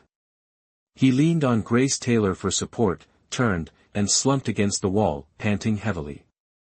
"Was that noise earlier caused by you?" Grace Taylor demanded, but before she could get an answer, hurried footsteps echoed in the hallway outside. Grace Taylor quickly shut the door, looking anxiously at Evelyn Carter. "Princess." Evelyn Carter slowly shifted her gaze to the man. He was leaning against the wall, seemingly suppressing something. His chest heaved visibly, his head hung low, and his tightly tied ponytail was now disheveled. His expression was one of evident pain. "You're causing trouble in my Snow Amidst Spring again." Evelyn Carter glanced at him, her expression displeased. Her tone was indifferent, as if casually saying, "Hello, have you eaten yet?" He slowly raised his head, meeting Evelyn Carter's gaze, gripping the hem of his clothes tightly. His pale hand now showed prominent veins, evidence of his strain. I. Are you injured?" Evelyn Carter looked at him with suspicion and wariness, slowly standing up. Grace Taylor suddenly turned her head and whispered, "Princess." She gestured for silence, then pressed her ear against the wooden door, listening for movements outside. "We must find them quickly. They clearly ran in this direction. If this incident escalates, it will be like snow in March. Princess Tianshu will surely hold us accountable." "Forget Princess Tianshu. If we don't capture that person and bring them back, the princess might take our lives." The voices and footsteps of several people echoed continuously, seemingly splitting into groups heading in different directions. Grace Taylor roughly grasped the situation and briefly relayed it to Evelyn Carter. Evelyn Carter walked over to him, glanced down, and asked, "Princess, your injury, was it caused by you?" "It's not an injury." Ethan Blake shook his head, his slightly reddened eyes looking at Evelyn Carter. In a hoarse voice, he said, It's poison." As she moved closer, Evelyn Carter's gaze slightly wavered. She could now clearly see the desire and lust filling Ethan Blake's eyes, a primal, noisy yearning unique to men. "Princess." Ethan Blake slowly raised his hand.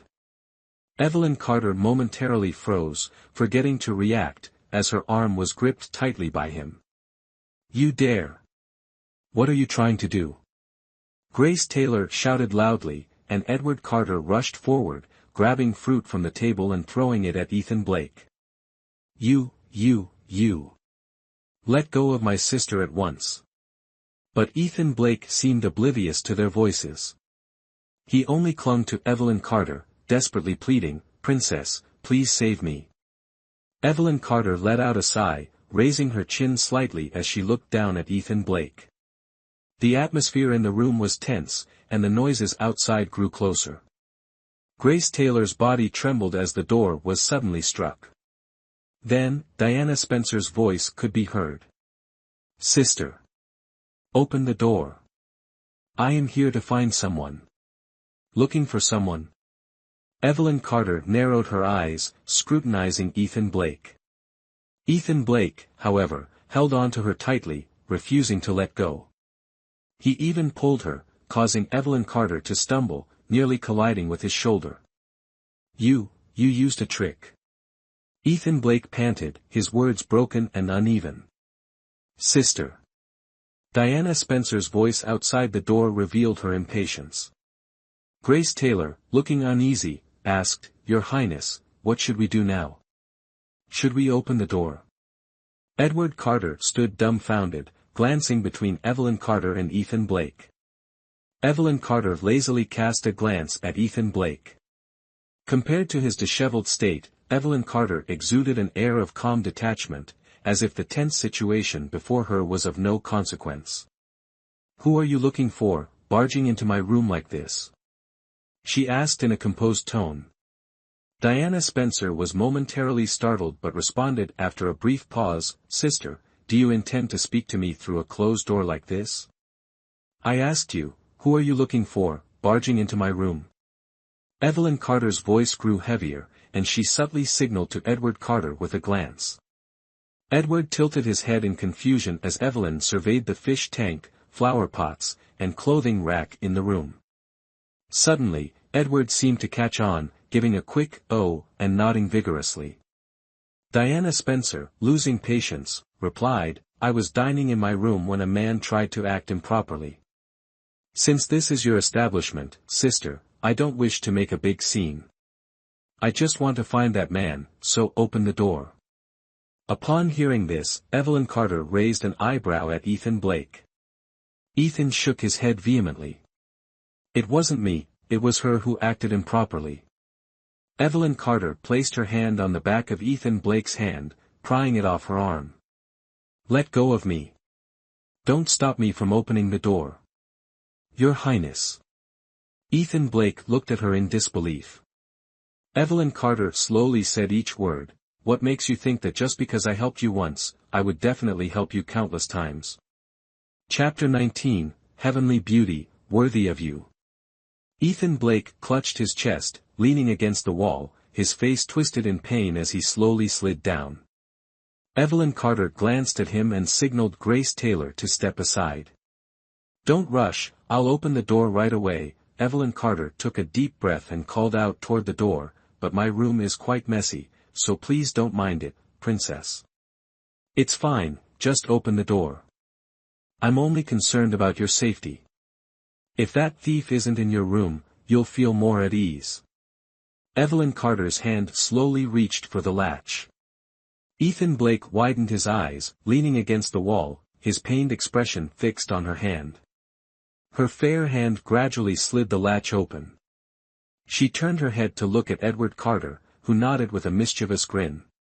Ethan Blake froze, watching the warm and lovely room quickly descend into chaos and disarray. Evelyn Carter slowly opened the door and stepped aside. Diana Spencer stormed in angrily, only to be greeted by a clump of mud flying her way. "Ah! Diana Spencer exclaimed in shock as the mud splattered, narrowly missing her elegant dress. Edward, you're too naughty. Pretending to be angry, Evelyn Carter shot Edward Carter a glance. Edward, holding a fish in one hand and a branch of laurel smeared with mud in the other, stood next to a toppled flower pot and a wrecked fish tank.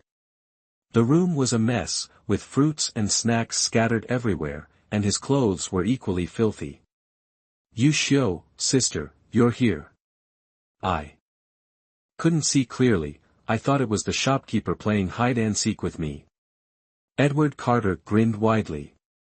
Diana Spencer took heavy breaths, trying to suppress her anger. Forcing a strained smile, she said, I thought there was a monkey in this room, but it turns out it was Edward. Exactly. I just took him to run a lap around the stables, and shortly after, he said he was hungry, so I brought him here for some snacks, Evelyn Carter replied, feigning ignorance of Diana Spencer's sarcasm. She graciously stepped aside with a gentle smile. By the way, you mentioned earlier that someone harassed you. What happened? Diana Spencer's sharp gaze swept across the chaotic room, her disdain growing stronger. Just a thief, bold beyond belief, utterly detestable. Evelyn Carter opened her mouth in shock, her face still filled with astonishment, and advised, a princess being harassed is no small matter. If word spreads to the palace and the emperor finds out that you were disrespected in my establishment, what would become of my reputation? I can't bear such responsibility. Rest assured, princess, I will send people to seal off the entire snow amidst spring and ensure we catch the culprit. Evelyn Carter's words were exceptionally sincere, and any onlooker would marvel at the deep sisterly bond between the princess and the duchess. There's no need for that, Diana Spencer gritted her teeth, her tone low. My people saw him fleeing in this direction. The two surrounding private rooms are empty, and only this one is locked. The attendant said you were inside, so I came here. As she spoke, her gaze never left the room. Evelyn Carter nodded. I see. If he fled this way, then please, princess, feel free to search inside. Ethan Blake leaned against the wall, his position obscured by a large porcelain vase. If not for that, his tall silhouette under the candlelight would have already betrayed him. He slowed his breathing, his cold eyes fixed on Diana Spencer as she began to step inside. Grace Taylor's heart was in her throat, but Evelyn Carter maintained her calm smile, even gesturing for Diana Spencer to proceed quickly. The embroidered white shoes touched the ground, nudging some scattered objects that rolled a few more times. Diana Spencer held her head high with pride, ready to move forward. But suddenly, Edward Carter lunged forward, leaning close to Diana Spencer, grinning mischievously, Sister you show. You smell so nice. Even better than the osmanthus flowers in Father's garden. Get away from me. Diana Spencer snapped angrily. Sister you show, are you a flower turned into a person? Edward Carter asked, stuffing the flower in his hand into Diana Spencer's. Then I'll give you a flower. Edward Carter. Diana Spencer shouted, and Evelyn Carter stepped forward to pull Edward Carter back, scolding him, you little rascal, no matter how much you like Sister you show, you can't be so rude. After all, she's a princess. Okay, Edward Carter nodded blankly, then snatched the flower back from Diana Spencer's hand. Then I won't give you the flower anymore. Diana Spencer stared at her now empty hand, smeared with dirt, and her dress was also stained with patches of mud. Her eyes reddened with anger, her mind no longer focused on Ethan Blake. She glared at Evelyn Carter and her brother, while Evelyn Carter smiled and said, you show, I'm so sorry. You know Edward's temperament, he likes to get close to those he admires. Oh, right, didn't you come here to search for someone? Please, go ahead. Forget it, Diana Spencer replied, giving up. Diana Spencer struggled to utter those words. She paused briefly before adding, anyway, it's not something glorious. Let's not pursue it anymore. It's just that. Sister, your spring amidst snow has always made me unhappy. I'll remember this. Making the princess unhappy, what a pity. Evelyn Carter lowered her head, shook it slightly with a hint of sadness, and sighed, what a shame. Let's go. Back to the palace. Diana Spencer waved her sleeve and led her entourage away. Evelyn Carter maintained a faint smile as she watched their figures disappear down the corridor. However, by the time she turned back, the smile on her face had long vanished. Lady Evelyn. Grace Taylor's soft voice called out. Evelyn Carter turned her head and saw Ethan Blake collapse to the ground. Edward Carter clutched his mouth in shock, exclaiming, he. He's not dead, is he? Is he really dead? What should we do now, Lady Evelyn? Should we call for a physician? Grace Taylor grabbed a piece of cloth from the table, dipped it into the remaining water in the fish tank, and approached to wipe Ethan Blake's face. She almost burned her hand from the heat radiating off his skin. Lady Evelyn. His condition doesn't look good. Standing close, Grace Taylor caught a faint, peculiar fragrance. Her expression shifted subtly as she hesitated and said, something seems strange. Evelyn Carter frowned and stepped closer to Ethan Blake, glancing down at the man sprawled on the floor. Ethan Blake barely opened his eyes, his hands clenched into fists, veins bulging, and sweat pouring from his forehead. Using internal energy to suppress the spread of the drug's effects. Evelyn Carter narrowed her eyes, her expression calm and detached. Ethan Blake struggled to look at her, seemingly too weak to speak. Evelyn Carter sighed softly and said in an indifferent tone, do your best. Then, she instructed, Grace Taylor, go downstairs and tell the steward to prepare the carriage at the back door. Edward, help him up. Let's go. Sister, where are we taking him? Edward Carter blinked his large, innocent eyes and asked. Ethan Blake also looked puzzled, glancing at Evelyn Carter. Evelyn Carter lowered her gaze to look at him and replied emotionlessly, to Ethereal Realm. Ethereal Realm was an estate owned by Evelyn Carter in the suburbs, nestled by the mountains and rivers with picturesque scenery. It would take an hour by carriage. If we're going to Ethereal Realm, wouldn't it be faster to take the front gate avenue? Why use the back door and take the small path? Grace Taylor asked in confusion. Evelyn Carter cast her a glance, if you head to the front gate now, Yushio's men are already there waiting for you. Grace Taylor responded with a quick, understood, obediently nodded, and went downstairs to relay the orders. By the time Edward Carter helped the half-conscious Ethan Blake downstairs, the carriage at the back door was already prepared. He quickly shoved the man into the carriage and was about to climb in himself when Evelyn Carter pulled him back. Grace Taylor, take the young master back to the manor. Understood. Grace Taylor bowed. Edward Carter, displeased, didn't even have time to complain before the carriage sped away. Inside the carriage, Ethan Blake leaned uncomfortably against the wall, his body burning with heat, making him feel extremely uneasy. The bumpy ride only added to his discomfort, while the woman beside him remained calm, casually lifting the curtain to watch the scenery racing by outside. Princess. He softly called out, and Evelyn Carter tilted her head to look at him. Yes. The princess shouldn't sit with me. He pressed his lips together, looking somewhat awkward. Evelyn Carter was stunned for a moment before understanding his meaning. He had been poisoned by Diana Spencer and had been using his inner strength to suppress the effects. If he wasn't careful, or if Evelyn Carter were a frail woman incapable of defending herself, the situation of a man and woman alone together could easily lead to trouble. It was only a matter of time. She slightly curled her red lips, mocking him.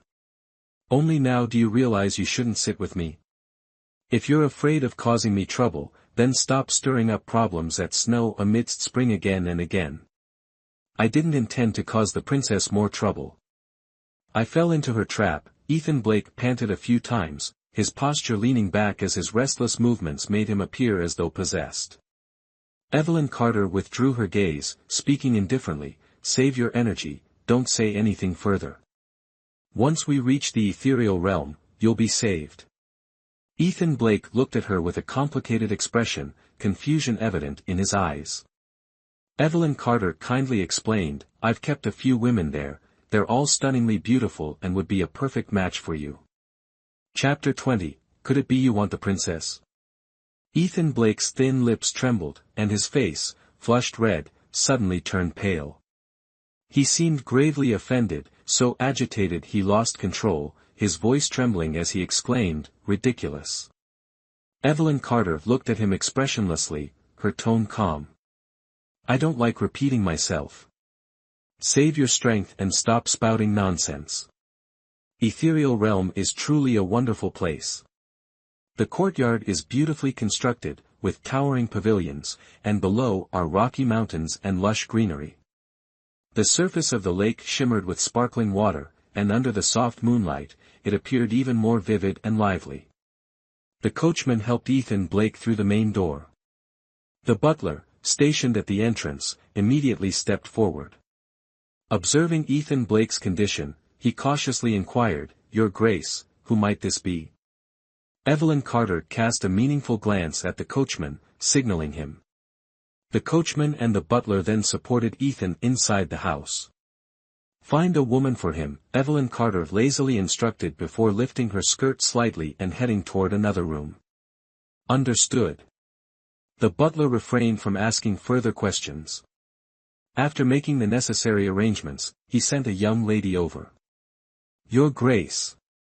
Ethan Blake seemed slightly panicked. Just get me a doctor, a doctor.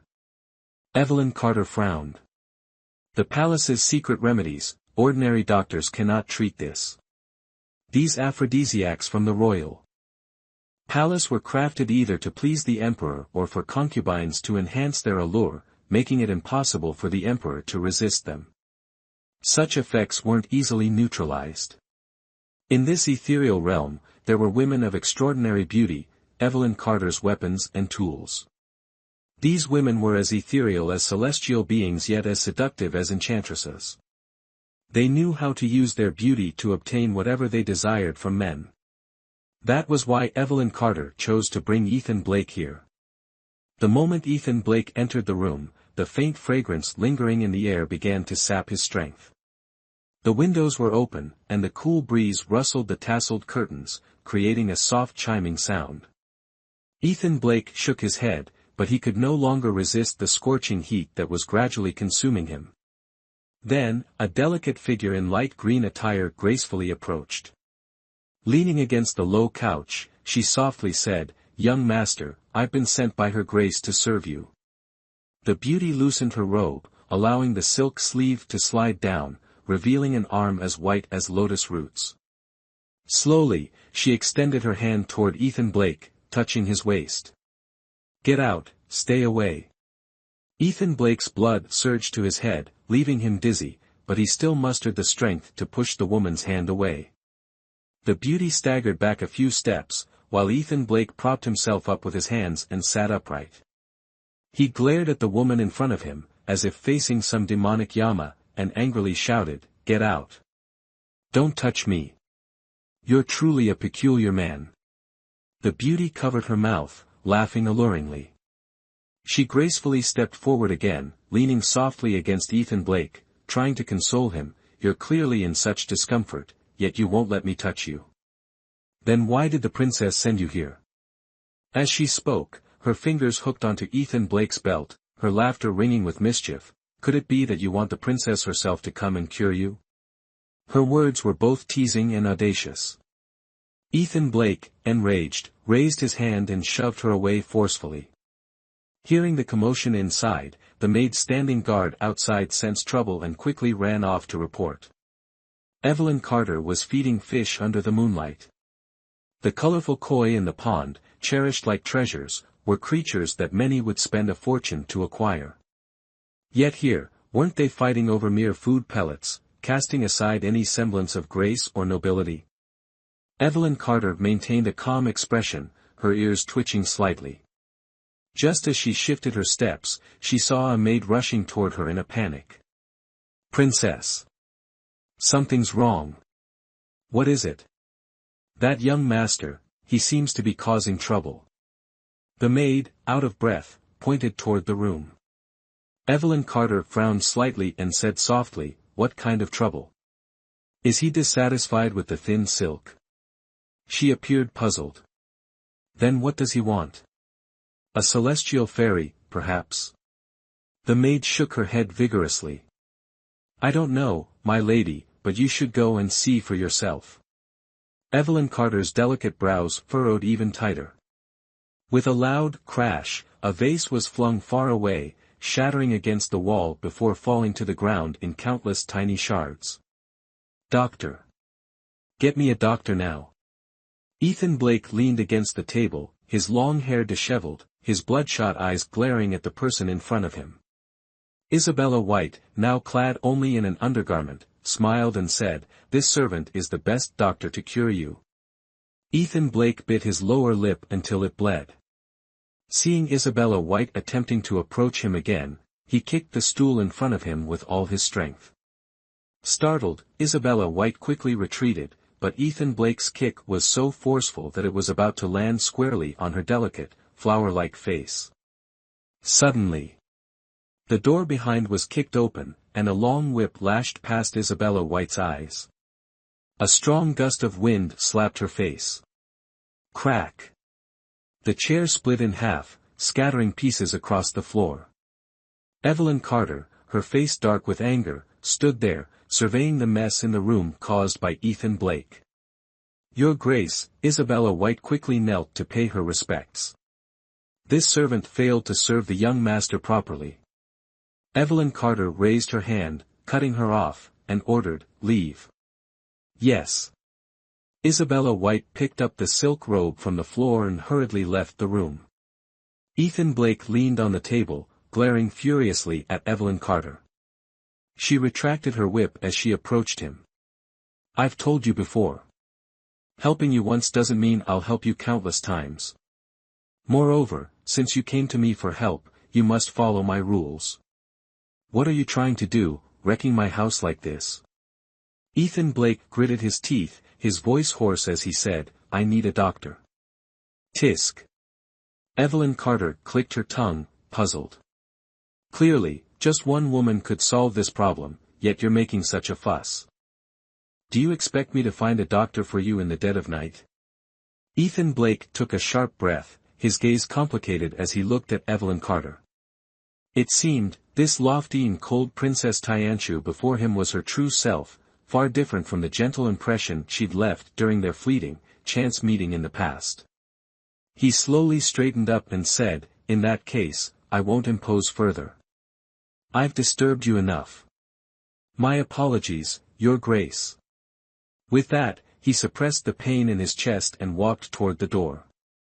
As he passed Evelyn Carter, she called out to him. "Wait." Ethan Blake stopped in his tracks. "Before you go, let me leave you with one thing." Evelyn Carter closed her eyes briefly. "This time, I granted you my mercy, which you refused. If you ever trouble me again, I won't consider our old acquaintance. All debts will be settled." The favor of retrieving his corpse had already been repaid by her act of rescue. Evelyn Carter heard her own breathing grow erratic for a moment. She forced herself to calm down. There was still much she needed to do, everything was just beginning. There was no reason to disrupt her rhythm and plans for the sake of a stranger she had once saved in a past life. Kindness returned. Ethan Blake let out a cold laugh, staring intently at Evelyn Carter's profile as he asked, "Bringing a random woman here to force me into intimacy, is this the so-called kindness of the princess? Besides, why can't I recall any old affection between us?" Ethan Blake genuinely didn't know. Hearing this, Evelyn Carter trembled slightly, biting her lip in frustration. She had misspoken. Quickly, she shifted the topic. "If you want to leave, then go. Once you exit the ethereal realm, with your current physical condition, head straight south. After about 3 hours, you'll reach the city." She suddenly curved her lips into a smile, stepping aside and gesturing for Ethan Blake to proceed. Ethan Blake stared at her, a sudden urge rising within him to ask. The person from 3 months ago, by the West Forest riverbank, who bought fish from a fisherman only to release them, wasn't that her? The one who saved his grandmother when she collapsed from illness, wasn't that her? The gentle, ethereal figure who seemed like a celestial being descending to earth, wasn't that her? If they were the same person, why was the woman before him now so cruel and cold? With that thought, he asked outright. Princess. 3 months ago, were you by the West Forest riverbank, helping an elderly woman who had collapsed unconscious? Do you remember?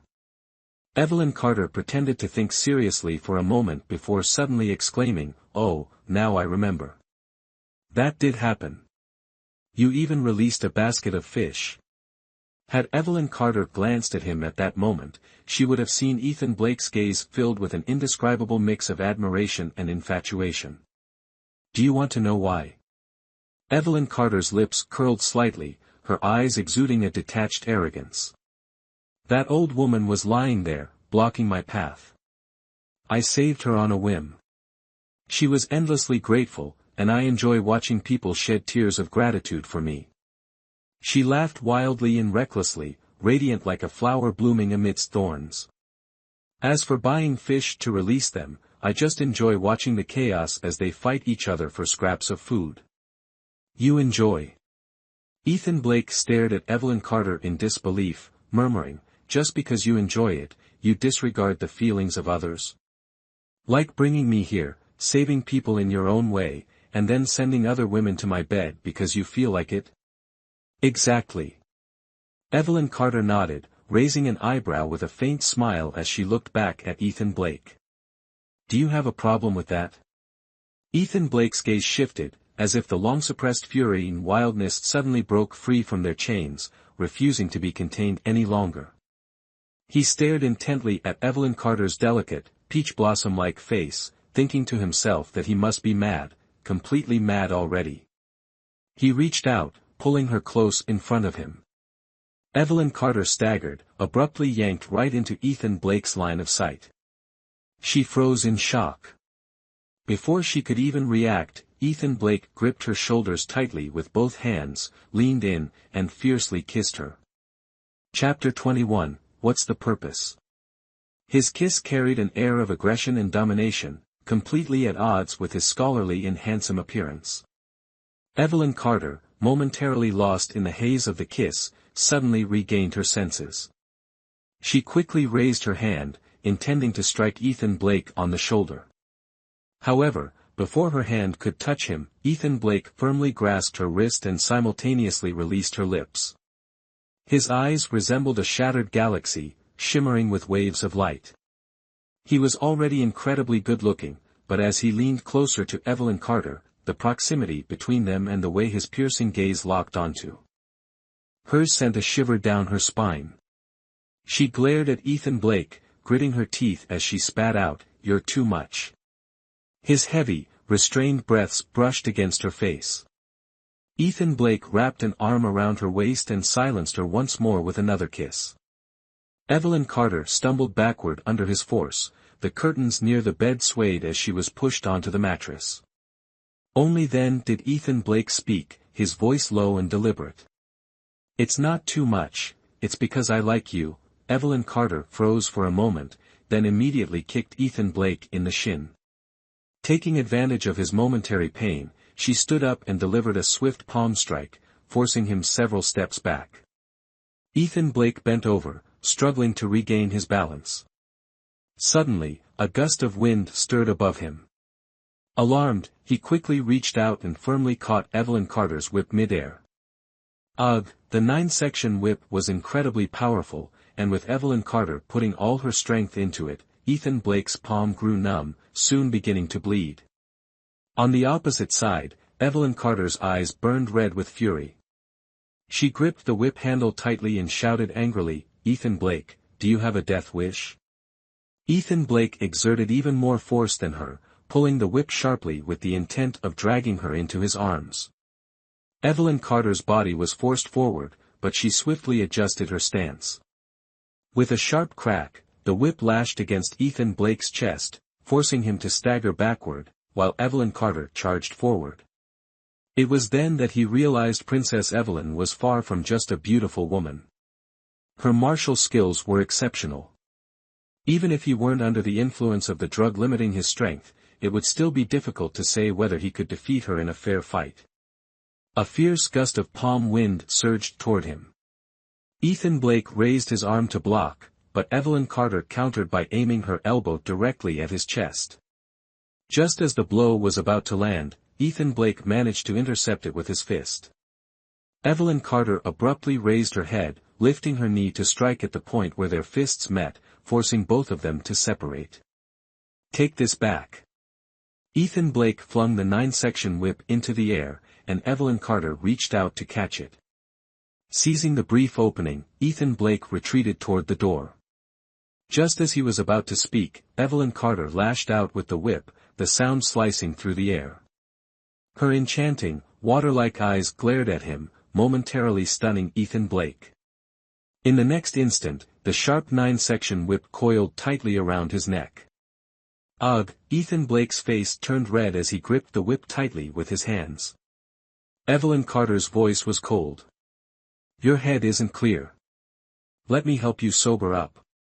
She yanked the whip, dragging Ethan Blake toward her, leaving him in a rather disheveled state. Grabbing his collar, she leaped with him out of the window. Ethan Blake mustered his strength and managed to snatch the whip from her, leading to yet another round of relentless combat between the two. Their skirmish carried them to the edge of a riverbank. Evelyn Carter raised her leg and kicked Ethan Blake straight into the water. With a loud splash, he plunged into the river. The icy cold water penetrated to the bone. As Ethan Blake stepped into the water, he shivered violently, his whole body trembling. The water in this pond was a result of Evelyn Carter's great effort, channeling a stream from the foot of the mountain and regularly having ice blocks added to keep it cold. The bottom of the pond was also scattered with various herbs, originally intended for her relaxation during summer. But today, it conveniently served this young man instead. Ethan Blake submerged himself in the water, his mind replaying the recent events. The faint, soft warmth lingering on his lips was still vivid. Suddenly, he realized, he had just kissed Evelyn Carter. He emerged, vigorously rubbing his face with his hands. Then, looking up, he saw Evelyn Carter standing on the bank, staring at him coldly. "Have you sobered up yet?" she asked. Her icy demeanor sent a chill down Ethan Blake's spine. She stood there, looking down at him with an air of superiority, like a flower atop a mountain peak, cold and untouchable as the crescent moon. The fire of desire flared within him, but thankfully, the frigid water was enough to extinguish it. He gazed deeply into Evelyn Carter's eyes for a moment before sinking back into the water. The figure on the bank took a few steps back. Under the moonlight, she noticed her own slight disarray. She began to curse Diana Spencer's foolishness. Why had Diana used such a despicable drug on Ethan Blake, dragging her into this mess as well? Seeing Ethan Blake turn his back, trying to compose himself, Evelyn Carter also left the pondside. When she returned to her room, her mind began to race. Why had Ethan Blake fallen into such a trap? And how had Diana Spencer managed to ensnare him? This incident occurred during the snowy mid-spring season, a time that demanded vigilance. If Diana Spencer had her sights set on Ethan Blake, she could have easily taken him to the palace or somewhere else. Why had she chosen Evelyn instead? Evelyn Carter took a deep breath. A maid entered, carrying a set of clothing. "Your Highness, the hot water is ready. Please take a bath and change into fresh clothes." "All right," Evelyn Carter nodded. Just as the maid was about to leave, she called out. "Wait. Do you have further instructions, Your Highness?" "In half an hour, send someone to the Clear Heart Pond to check on him. Pull him out, then." Evelyn Carter pressed her lips together. "Prepare some ginger soup for him and find him clean clothes. After that, bring him to see me." Understood. The maid performed a respectful bow and then withdrew. Ethan Blake had no idea how long he had been soaking in the pool. He only felt that the circulation of his blood had returned to normal, his dizziness had subsided, and a sense of coldness was creeping in. Only then did he slowly stand up. "My lord, this servant has prepared clean clothes for you. However, they are merely the casual attire of the guards in the manor. If they do not fit perfectly, I hope you can make do for now," the maid said softly, holding a tray as she bowed. "Thank you." Ethan Blake's complexion was slightly pale as he steadied himself by gripping the edge of the pool before rising. "This way, my lord. Ginger soup has been prepared for you. Please have some. This pool is where the princess recuperates. The water comes from a spring and is infused with medicinal herbs, making it very cold. Without the ginger soup, you might catch a chill." Ethan Blake paused. If there was already a medicinal pool, why had they brought a woman to him? His expression turned somewhat peculiar. Could it be that she only wanted to tease him? With lingering confusion, he followed the maid to a small room near the pool to change into the prepared clothes. After drinking the ginger soup, he felt completely revitalized. The maid then guided him to Evelyn Carter's residence. As they neared the location, a wave of awkwardness suddenly hit him. During his moment of disorientation, he had dared to act disrespectfully toward the lofty and dignified Princess Evelyn Carter. He felt like losing his mind. "Knock, knock," the maid pushed the door open for him, then bowed and stepped back. "Please,